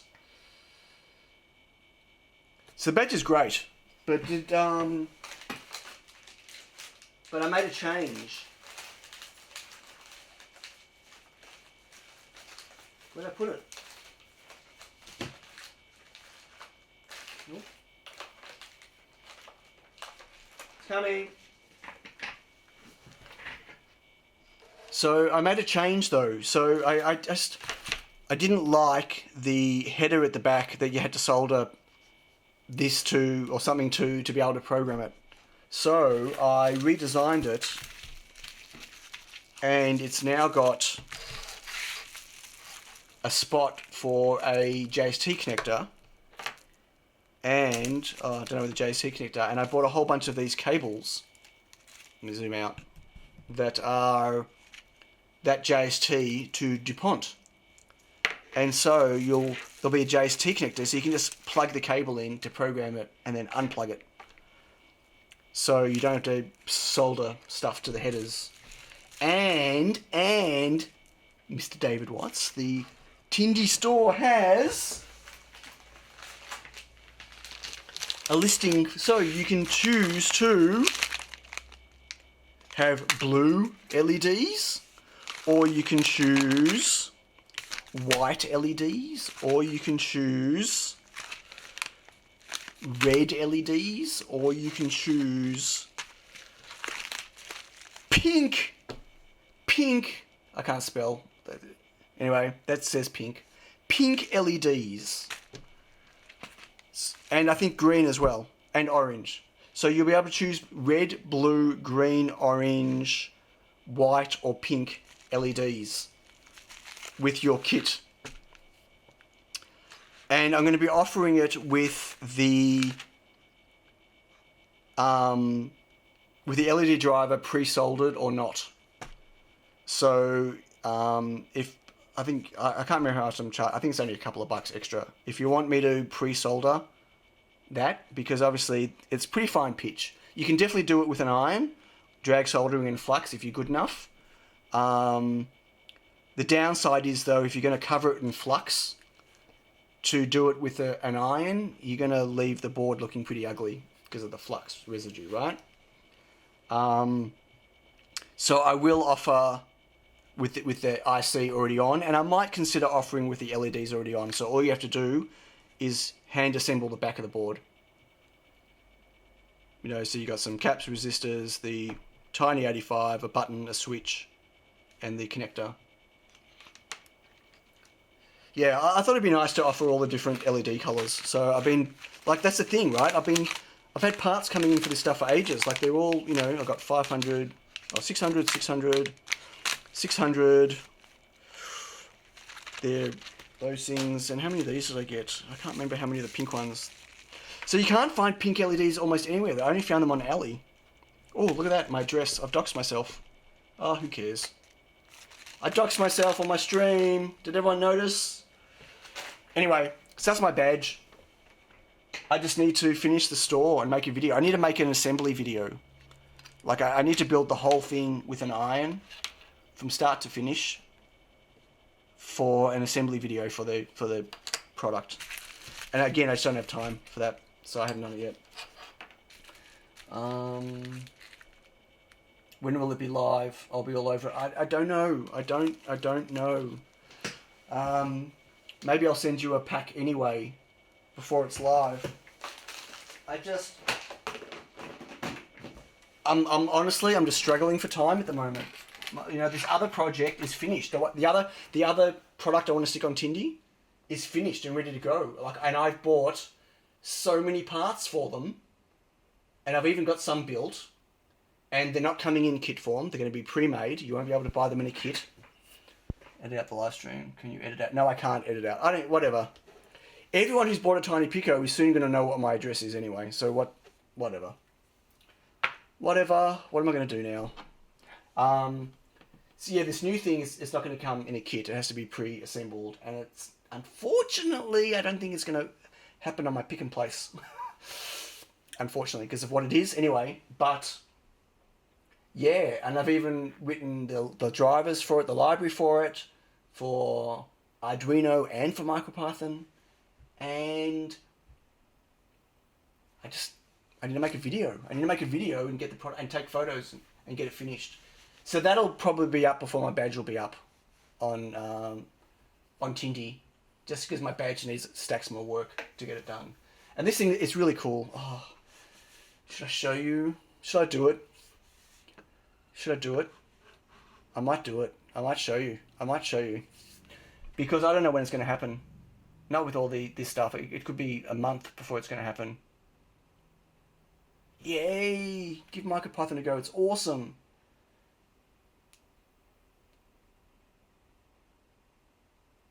Just build a better security system. Thanks, Deb Lazy. Hello, welcome to the stream. Should I show you all what it is? Should I show you all? Because I just don't know when I'm going to ship it. I don't know when I'm going to ship it.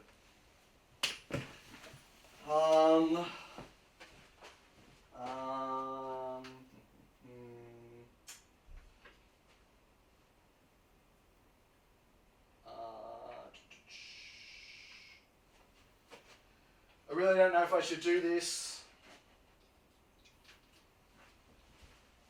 Like, I know you all want to see it, so you're going to say, show us, show us, show us. Oh, okay, see you, Tinker Dad. You're going to miss out. I'm going to show the thing. I'm going to show it. I'm going to show it. I think I am. Hey, Jess. Hello. So I need to wire it up, and I can't see what I'm doing.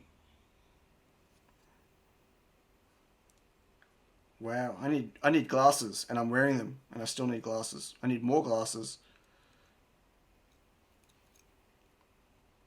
You're all gonna laugh. You are all gonna laugh. I'm telling you now. 10. I don't remember what pins I used. I'm just going to make sure it works first. Oh, I need to unplug my Tiny Pico. So the counter's going to stop, folks. The stats are going to stop. It's going to crash. Sorry. At some point it's going to crash. Or maybe not. It's just going to stay there. Does this work?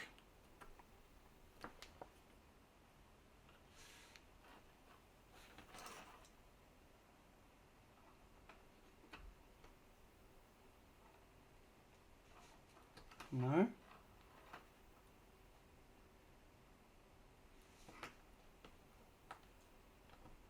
Why is that not working? So, give me a second, folks. Whoa, did I just short that? Hope I just didn't blow it up. I just put VCC and ground the wrong way on my board. Well, I might not be showing you anyway. Did I just kill my micro? I wonder if I just killed my micro. That'll be interesting. It's only an expensive feather.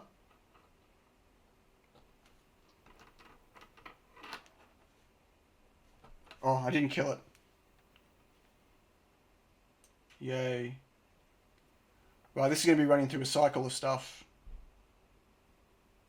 It's probably not the best demo. If it's got W, yeah, maybe. I'm going to turn some lights down.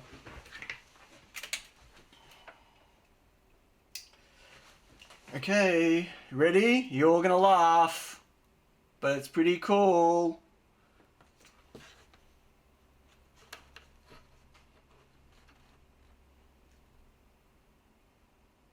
It's another 7-segment display.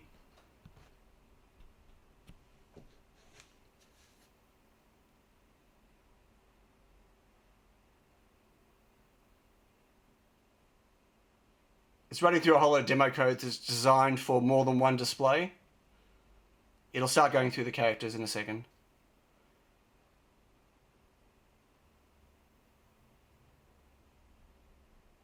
There we go.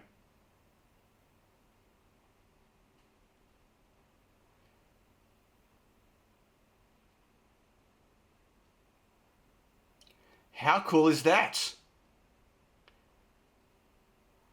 It's my best display I've made, I think. And there's no laser cutting involved. So I don't have to kill myself to make them. No APAs. There were no dot stars.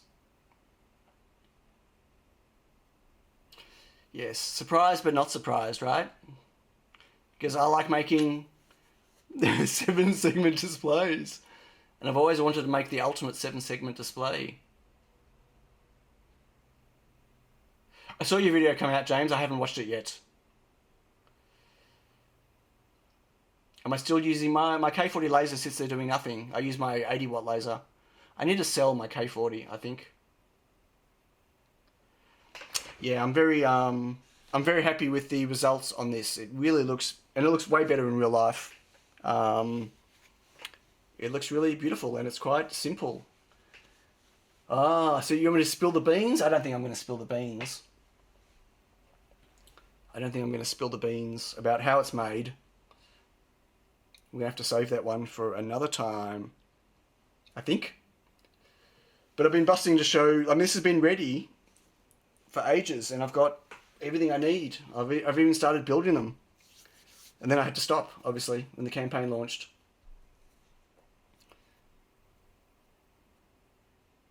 No, Mr. Ludgate. No, he's not here. So anyway, that's what's coming out. That's my next product on Tindy. So that's why I'm taking away the laser segment displays. They're too hard to make. Too many steps. Spray painting, laser cutting, spray painting, cleaning, packing. Yeah, it's just too problematic. Where these they're super thin, right? They don't need anything. Oh, look at that. You know, they don't need anything. There's no bits to assemble. And I'm going to get rid of my Wi-Fi clock and make a new Wi-Fi clock with using this technique. Again, I can make it super thin. I don't have to laser cut 500 different parts. And yeah.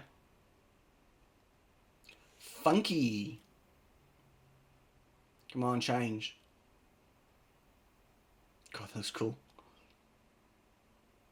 What percent Tindy take? Tindy, I think they're about 10%. I think it works out to. So their fee and credit card fees works out to about 10%. Wait, are those bars all one component? I'm going to keep everyone guessing. I'm Googling RGB bars right now. Josh needs this. You need it. I need it. I don't know why I need it. I definitely want to build a new sub counter with it, maybe.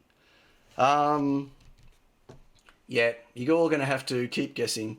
I'll reveal how it's all built later, and you'll all go, oh, of course. But yeah, I'm going to keep you all guessing for now. But yeah, I'm wrapped with it. I'm excited. I can't wait to get this out. You know, it's got less parts. It's got less work for me. Much easier for me to assemble and build. And yeah, in real life, it just looks absolutely gorgeous.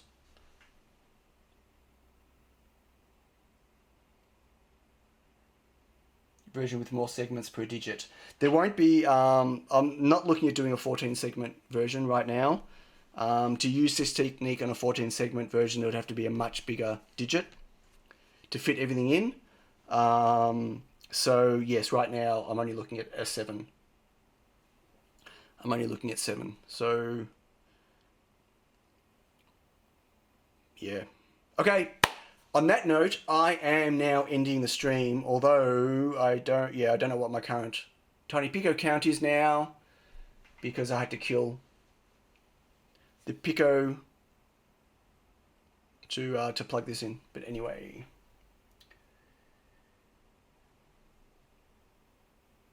The light pipes look 3D printed at least. The light pipes are 3D printed with a clear filament. They are, yes.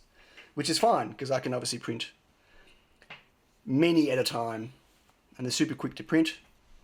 And there's no cleanup on them. And there's no spray painting or anything else.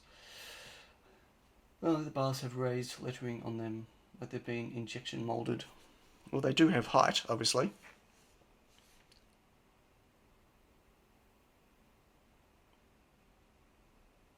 And it can be viewed quite easily from an angle. Anyway, I gotta stop showing it. Okay, we're going. Do light pipes get hot? Not even close. Nope. Cool as. Cool as. No heat at all. Okay, that's it. Thank you all for joining me on the stream. I'm sorry I didn't end up doing any building. So I'll change the name of the stream to be Not Human Pick and Place. It'll just be chat and fun. But I will start building stuff now. Thank you all. It's actually been a really nice, good chat today. And yeah, I've enjoyed the downtime and the lighting's all weird now. Yeah, and the chat topics. I can't believe no one wanted to know what flux is used for. Terrible.